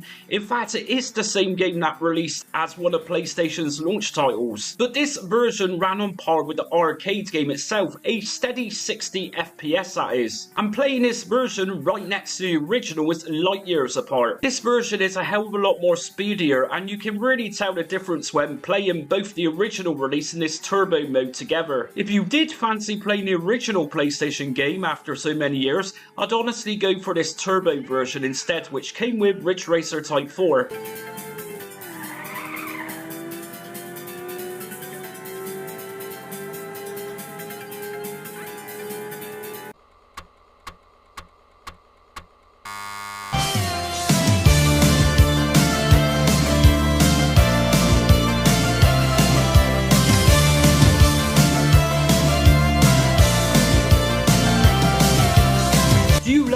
idea of emulating games from yesteryear on your modern day computer or portable device. Maybe you hate the thought of loading times of your favourite games and prefer to watch commentary videos or anything else retro related. Just Jamie Retro Realm is the ultimate channel for anybody who loves games from the golden age of arcade to home microcomputers as well as the console generations. From the 1970s to the 2000s, then this channel will have something that you'll love, including themed video series as well as beginner's guides from standalone emulators to more complex front-end emulation system guides. This channel even supports and showcases modern day games for retro platforms, or more commonly known as homebrew games, as well as offering reviews for physical hardware. Just Jamie will absolutely have something for any preference, and the video uploads are also very frequent too. So if you want a retro gaming channel which appreciates everything from the Sinclair ZX80 to the modern day era arcade games and love the idea of discovering new games from yesteryear,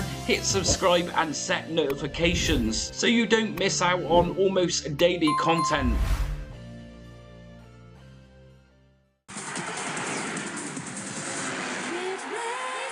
Ridge Racer took its time to arrive on the Nintendo 64 since its original 1993 release, but N64 owners had their chance to get a bit of arcade history in the year 2000, and with original tracks included too. This is the original game of which the DS was said to be a remake of, which I covered a little earlier in this video. We have 4 playable cars from the start of the game with a total of 25 once-all unlocks through game progression. Nintendo boasted at the time of this game's release of having a total of 9 unique tracks, but in reality we actually get 2 courses from Ridge Racer as well as 1 original course. We then get variations of some of these courses as well as courses in reverse. But really, could you blame Nintendo? This was a console exclusive and still is to date, I believe.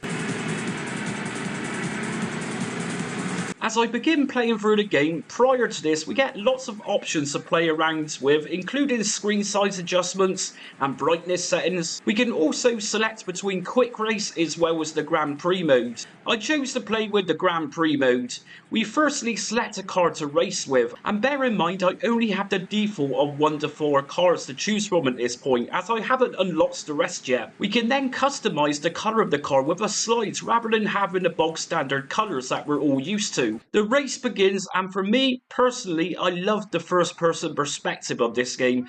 There is a noticeable difference here from the arcade game. It's the rear view mirror in the top centre of the screen, and this comes in handy as the rival cars are fairly fierce here, so it's always handy to know what's coming from behind us. I also like the effect of car lights that blur whilst racing through tunnels. It gives it that PlayStation 2 motion vibe where vehicle lights blur around as they're moving. It adds to that speed effect.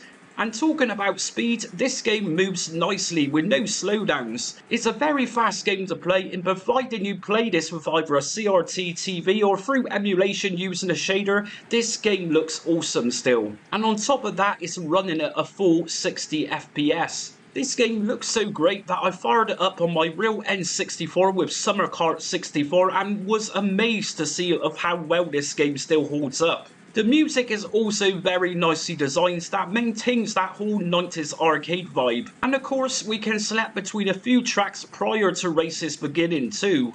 In terms of controls, I mean, I won't lie with you, this one took me a good few minutes to get the grips with. But having said that, many N64 games were like that. Remember the first time you ever played GoldenEye using the N64 stock controller? This is a great version of Ridge Racer and ranks right up there alongside Mario Kart 64.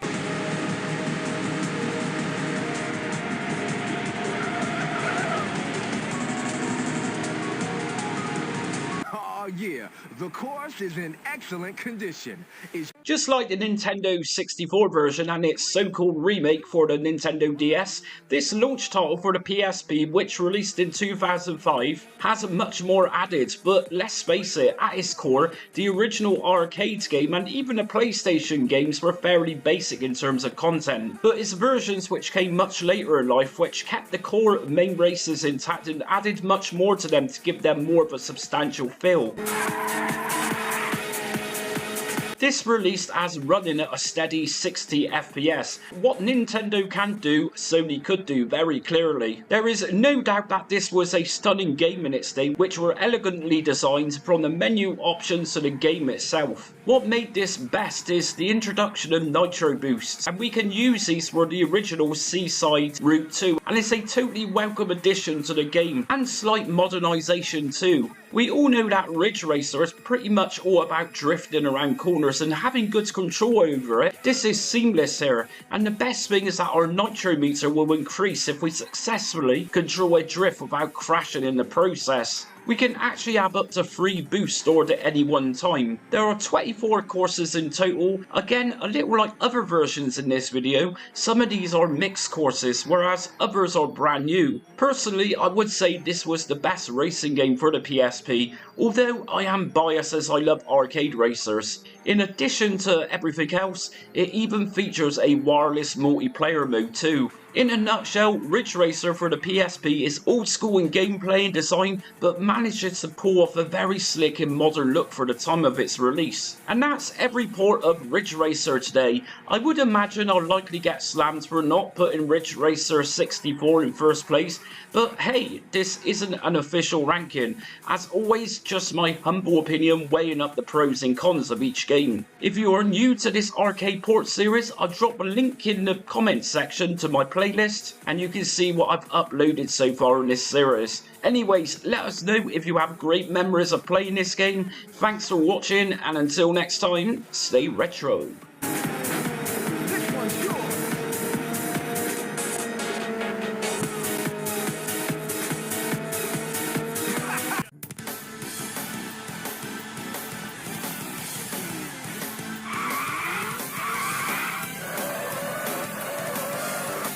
If I was to tell you that Virtua Racer released for the arcades back in 1992, you might think I got the year wrong. I mean, this Sega racing simulation experience is pretty much mind-blowing for the early 90s. If we consider other racers around of this time, take Outrunners for example, also by Sega. I mean, that game alone released in 1993, yet this Sega AM2 developed game runs rings around it at a technical standpoint level anyways. AM2 utilised Sega's famous Model 1 boards for this game to achieve the impressive 3D polygons that you see. This was ridiculously groundbreaking hardware for Sega at this point, and a huge leap from Sega's previous boards, the Sega 32, which was also Sega's final board in its Super Scaling series. As great as the Super Scaler boards were, this new technology did 3D graphics just that much better. Objects and characters in games were suddenly beginning to look more realistic, and most certainly even more speedier too when we played a few Model 1 games that this board used. Sega made sure that this board allowed for up to 6,500 polygons per frame. This was purposely done since other arcade game distributors were technically doing this prior to Sega, although on average Atari games and Namco could manage up to 2,000 polygons per frame, in which Sega's Model 1 boards would make these competitors look fairly bad overnight in comparison. Virtua Racing truly is a joy to play today. Sure, this is a basic racing game,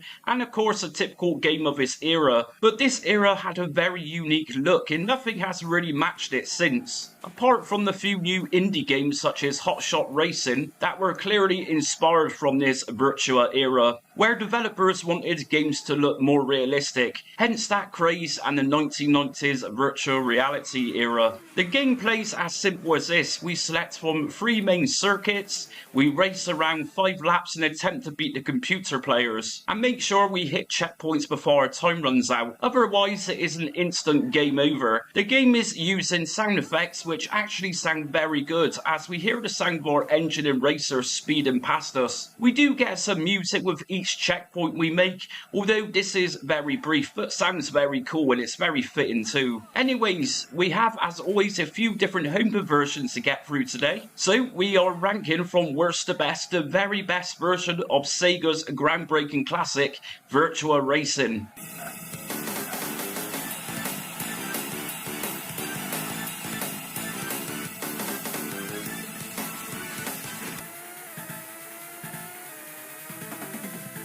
Now, let's be honest with each other, this Mega Drive conversion was totally unthinkable, given the lack of power to support such a highly demanding game like Virtua Racing. But in 1994, the world was introduced to this fairly faithful version of the game. Yes, even by 1994 and the 32-bit generation just around the corner, Sega's legendary 16-bit console was still proving it was more than capable. So, how was this all done? Well, the cartridge came embedded with a chip known as the Sega Virtua Processor. In other words, it allowed Sega to use polygon worlds, which even made the Super Nintendo FX chip games such as Star Fox look really slow in comparison to this. I mean, this Mega Drive game knows how to perform here. Of course, there's always drawbacks for versions like this, and that was the actual price of how much this game originally sold for. In Britain, this retailed at £70. In today's money, and using an inflation calculator, that would cost just under £150. And this is likely why this was the only game on Mega Drive to feature the Sega Virtua Processor. So, is this any good? And was it really worth the retail price at the time? Well, firstly, the SVP chip is rendering 9,000 polygons per second here. Pretty impressive stuff, and that's why you see a fairly hefty speed in the gameplay footage. This game is one of the most faithful ports out there. Normally with arcade ports, we find that console versions generally have cutbacks of particular parts in order for the specific system to cope with it. But here we have the full deal, and it even includes a plethora of options including difficulty settings and different player modes. The game itself isn't bad to control at all, and turning corners isn't that bad either. One issue with this version is that the draw distance is sometimes a little difficult to see the road in front of us. But thankfully, as this version is so hell-bent on being just like the arcade game, we have a map on the right hand side to show us the bends in the tracks. This port is so faithful to the source material that it even features the same music whenever we go through checkpoints, complete with voice samples too, and the sound effects of car engines revving all sound pretty good here. I mean, there isn't really much I could really criticise this version for, given that it's actually running on a 16-bit machine. If there was a criticism, then that would be this version running at 4:3 aspect ratio, whereas the arcades game was actually done for 16:9. But really, again, this game looks great even still.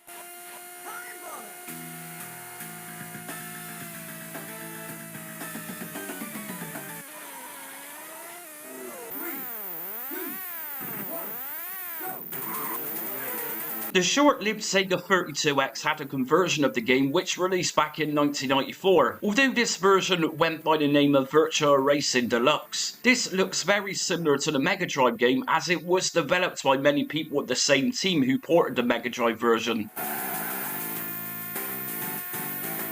So, why is this considered as a deluxe version then? Well, firstly, this is a big step up from the standard Mega Drive version in that this game runs at around 20 FPS during gameplay, whereas the other version was more like 15 FPS. We also have one of the first ever games here to support 16:9 ratio too, which means we get a closer to arcade experience here where we can see a little more. Draw distance of the courses that we race are a little more clear here too. Those upcoming bridges, for example, are easier to see as we speed towards them. In addition to these things, the Sega 32X Deluxe Edition also comes with 2 extra courses which were exclusive, those being Highlands and Sand Park. Both of these are welcome additions, as this game also has the 3 main courses, which are all very faithful and accurate to the 1992 game itself.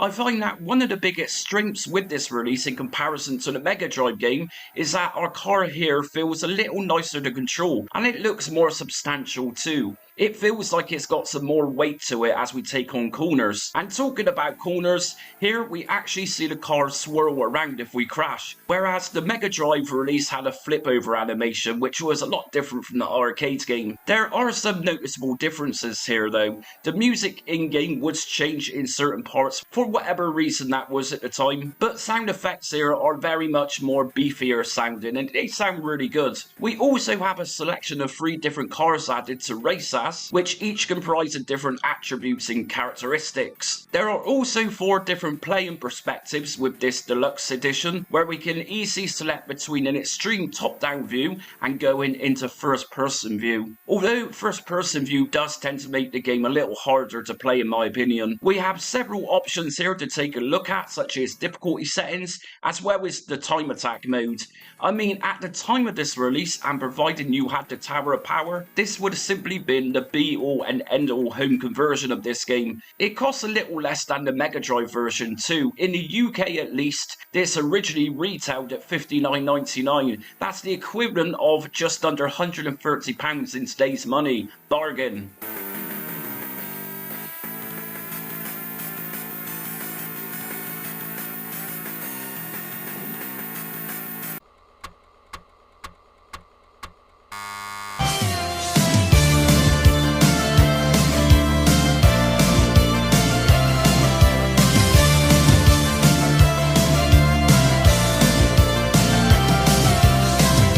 The idea of emulating games from yesteryear on your modern day computer or portable device. Maybe you hate the thought of loading times of your favourite games and prefer to watch commentary videos or anything else retro related. Just Jamie Retro Realm is the ultimate channel for anybody who loves games from the golden age of arcade to home microcomputers, as well as the console generations. From the 1970s to the 2000s, then this channel will have something that you'll love, including themed video series, as well as beginner's guides from standalone emulators to more complex front-end emulation system guides. This channel even supports and showcases modern-day games for retro platforms, or more commonly known as homebrew games, as well as offering reviews for physical hardware. Just Jamie will absolutely have something for any preference, and the video uploads are also very frequent too. So if you want a retro gaming channel which appreciates everything from the Sinclair ZX80 to the modern day era arcade games and love the idea of discovering new games from yesteryear,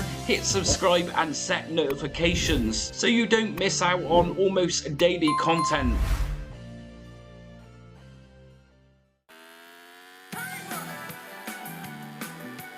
Sega Saturn game released in 1995, and it's a fairly great accomplishment that this port even exists at all. Time Warner Interactive had the rights to develop and publish this game, only they literally coded this game from scratch. And just by watching the original arcades game, they managed to pull it off really well, and they had no source code to work from at all with this. So this release is an example of building a port from the ground up with no help at all, right from scratch. We get the original 3 tracks, and we also get 7 brand new exclusive tracks here too. And why not? At this point, more data could be used to make games bigger and better, and that was the case here. And of course, possibly Time Warner Interactive wanted to make a bigger and better version than the Sega 32X version.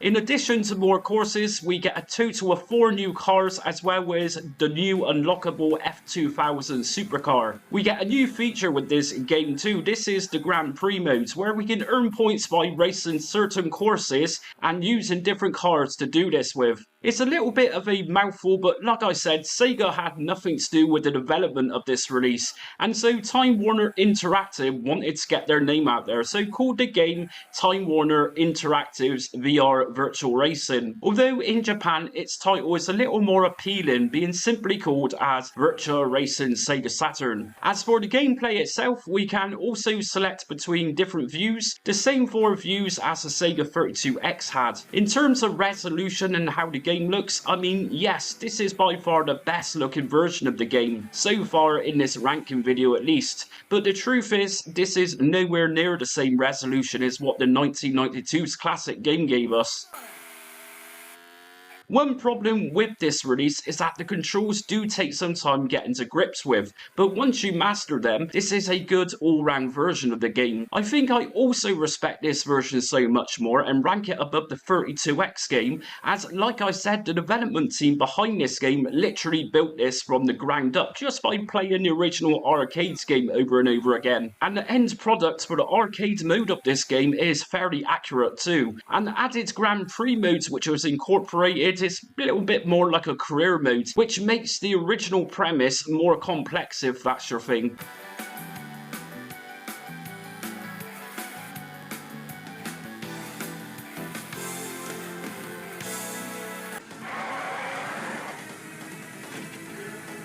Since 2004, I think the PlayStation 2 held the best home conversion of Virtua Racing. This was released as a Japanese exclusive in the Sega Aegis 2500 Series Volume 8, and the game was fully titled as Virtua Racing Flat Out. This was a remaster of the game, and just like a couple of other versions in this video, there are various different modes such as the Grand Prix mode, which is pretty much a career mode, a little like what the Sega Saturn had, but it's really the core arcade modes that we need to look at here. We have all three original arcade courses here, and like I said, this was the best looking version up until fairly recently. I think this hits home firstly where we see shadows appear on the tracks. These truly look awesome whilst we're going underneath bridges, and the shadow on the car itself on the road. I would probably go as far to say that this looks even better than Arcade's game from 1992. Around 2004, technology had obviously progressed, and finally PlayStation 2 users could really get the true enhanced look of this game. It controls brilliantly, and music and sound effects sound almost identical to the source material. But like I keep saying, Virtua Racing Flat Out used to be the finest version around.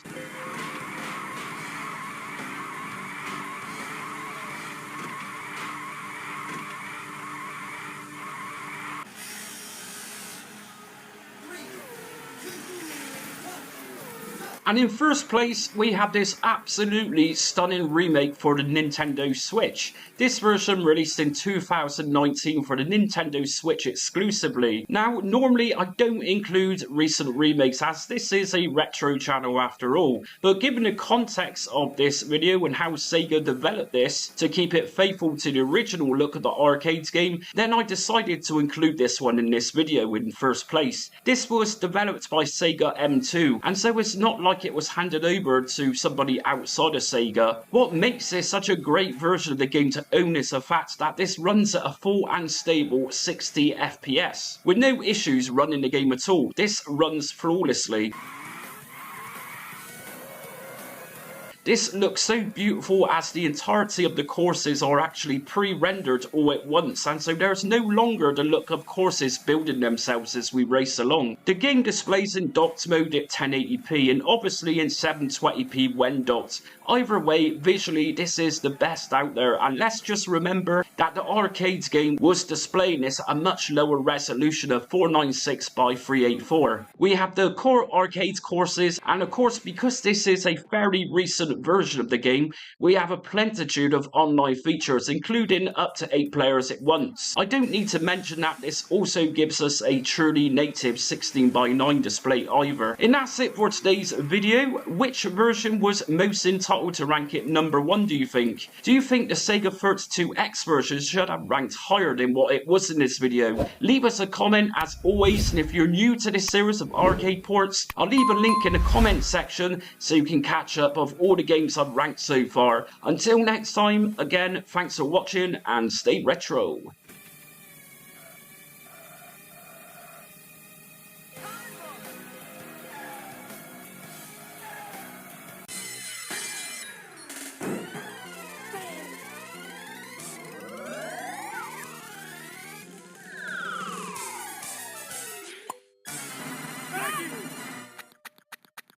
The Simpsons arcade game, a superb beat-em-up that many kids would play in their local arcades when Konami released it back in 1991. If you stopped watching The Simpsons years back, I can confirm that it's still a thing here in 2025, and we're currently on season 37. So to actually release an arcade game in 1991 whilst The Simpsons was a relatively new but massively popular cartoon was a very brave move to make. What I mean to say is that many iconic characters have come and gone since 1991, so to have a full game whilst the Simpsons universe had yet to truly evolve was very impressive. This is one of the arcade games I personally played a lot of as a kid and rediscovered it many years back with MAME, and to date this game never disappoints whenever I play it. It captures the true Springfield vibe perfectly, with graphics that look much like you were watching an early 90s episode of The Simpsons. From its cutscenes and voice samples, this game was every Simpsons fan dream come true. And since the beat-em-up genre was still massively popular in 1991, with other games such as Streets of Rage for the Mega Drive, and other arcade big hitters like Teenage Mutant Ninja Turtles, Turtles in Time, also by Konami, then why not base The Simpsons around this style too? And that's exactly what Konami did. But of course, we aren't talking nitty-gritty knife throwing and Molotov cocktail beat-em-up style. We're more or less talking whacking Mr. Burns' crew with skateboards, vacuum cleaners and skipping ropes. I am pretty sure that the most sparse character out of all the 4 Simpsons family members that we can play as here is actually Homer, who will punch. Konami had to get this game right, and making this a Streets of Rage affair would have likely have caused backlash with angry parents, which was very common back in those days. The game is based around rescuing Maggie from Mr. Burns and Smithers. We travel through most of the iconic landmarks of Springfield, fighting through various henchmen that Mr. Burns and Smithers have placed in the way. And we fight wildlife animals too. Pretty much everybody in Springfield is against you. We can play up to 4 players originally and play as Bart, Lisa, Homer and Marge. Each one of the characters comes with their own unique style of attacking, plus special attacks. There's a total of 8 stages in the arcade game, and each ends with the typical boss fight, plus we get bonus stages thrown in too. Now, this game only received a few home conversions, but nevertheless today we're going to be ranking from worst to best the very best home conversion of Konami's 1991 smash hit beat 'em up game, which is The Simpsons.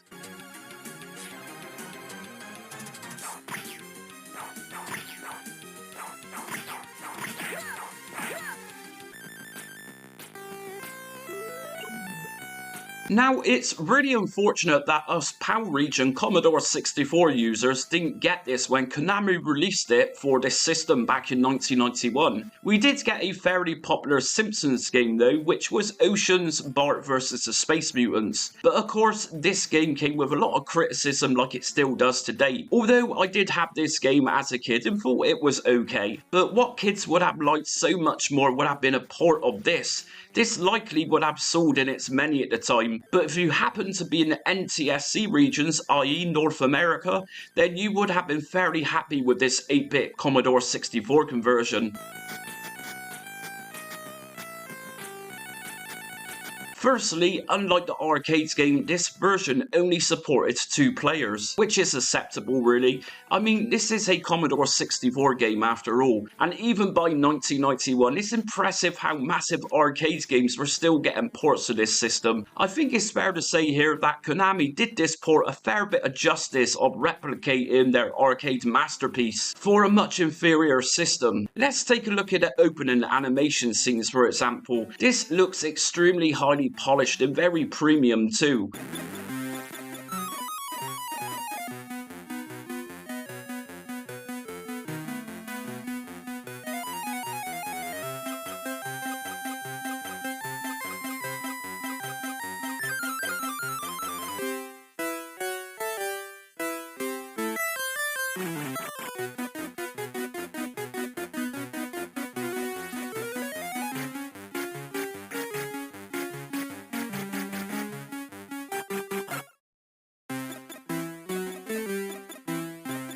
The game even comes with opening animations where the diamond flies into the air just before the first stage begins. The gameplay isn't too bad. I will say this though, this is a fairly tough game to play. I don't think the hit collision detection is entirely fair at times, but I did learn that by jumping attacks you are less likely to come by much harm compared with just hitting out at enemies. Now, I played the game as Bart. Although Homer is actually my favourite Simpsons character, Bart has much more going on with the arcade game and wanted to test it out here. Bart uses his skateboard to travel around and hit out with it, and it all looks really good. Even controls are fairly tight here, although admittedly it's a slight bit slow when moving around. Talking about moving, this faithful port even features scrolling screens, and it scrolls really nicely and fluid too. There are bits and pieces missing from the first stage, but any 8-bit fan will know about arcade home conversions being no stranger for missing parts of the arcade games. For example, the fireman which comes out isn't just the fireman, but there's actually 2 here. We only get roughly around 2 enemy sprites at any time too. Something else which stage 1 is missing is the little girl who offers us some health just before the first boss. Talking about bosses, the bosses in this game are very impressive, and come stage 2 I wasn't expecting to see a crusty balloon as a boss, and at the size of this too, but here it is and it looks very good and even bounces around on screen when hit at times. We also get the bonus levels with this version too. Admittedly though, these are joystick breakers, so play these bonus stages very wisely with your joystick. I mean, this is a solid conversion and my only real issue with it is the sprites. The backgrounds and even music and sound effects are really nicely done here, but the sprites kind of ruin it. If Konami somehow could have pulled off high-res sprites,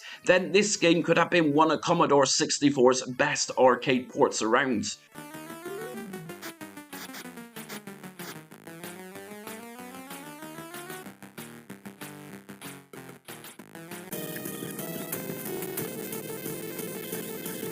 This is the second and last computer version of the game for MS-DOS. Again, I am fairly sure that this would have been more of an American release, as I personally don't ever recall seeing a single copy of this here in England throughout my years of going to game shops. It kind of feels like Europe was really screwed over in the early 90s with playing this game at home. And yes, I said Europe as we were technically a part of it once. But anyways, I do digress. This 1991 release then was also published by Konami, and in some ways it was very much like the Commodore 64 version, only obviously this looks much more the part in terms of its graphics and most certainly with its vibrant colours used. But we won't bash the Commodore 64 as it did have a limited colour palette, and let's just remember that hardware was actually 9 years old at this point. The MS-DOS game is another case of jump into attack, as again smacking enemies on the ground seems to do more harm than good. This version though actually comes with most, if not everything that the arcade game had. We get the offering of a burger just before the first boss fight, as well as the bowling ball which the Commodore 64 version was missing. But we also have here the strange case of the 2 firemen, which makes me wonder if certain parts of the world actually had 2 firemen for its specific country's arcade release. The scrolling screens are much more smoother here and the sprites move around much speedier too, making this much more enjoyable to play, and it controls and feels that much more like the real deal. This is a DOS game and obviously we could use different sound cards for this game, and so I choose the Sound Blaster option to output the sound.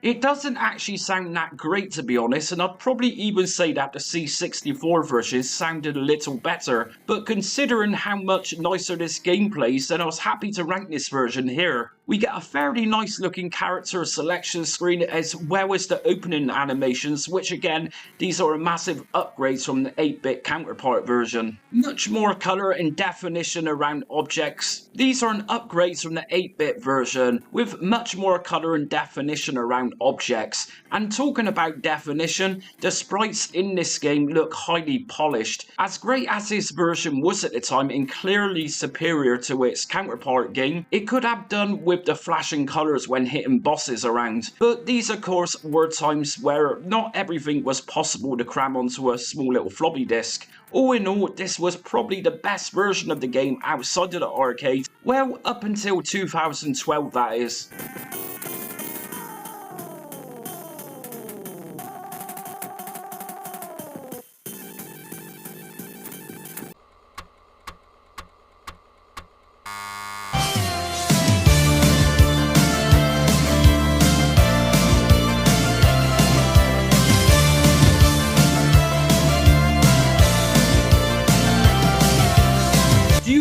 idea of emulating games from yesteryear on your modern day computer or portable device. Maybe you hate the thought of loading times of your favourite games and prefer to watch commentary videos or anything else retro related. Just Jamie Retro Realm is the ultimate channel for anybody who loves games from the golden age of arcade to home microcomputers as well as the console generations. From the 1970s to the 2000s, then this channel will have something that you'll love, including themed video series as well as beginner's guides from standalone emulators to more complex front-end emulation system guides. This channel even supports and showcases modern day games for retro platforms, or more commonly known as homebrew games, as well as offering reviews for physical hardware. Just Jamie will absolutely have something for any preference, and the video uploads are also very frequent too. So if you want a retro gaming channel which appreciates everything from the Sinclair ZX80 to the modern day era arcade games and love the idea of discovering new games from yesteryear, hit subscribe and set notifications so you don't miss out on almost daily content.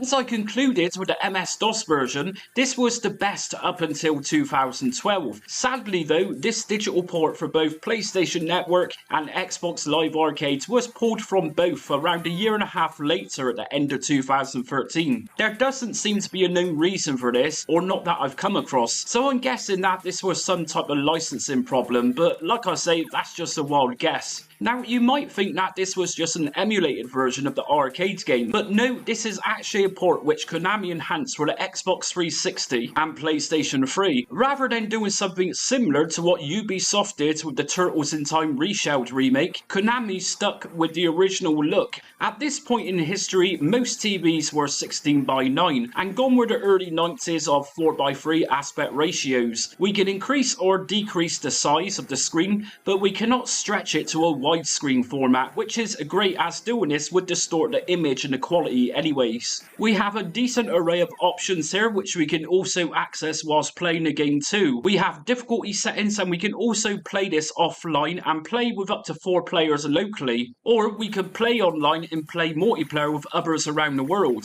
But like I said, this game was sadly pulled back in 2013. A really nice touch with this port is that as we play the game, our progress saves, so we can actually then start the game at a later level whenever we choose to power it off. Other options include basic pixel smoothing rather than having those very harsh looking pixels.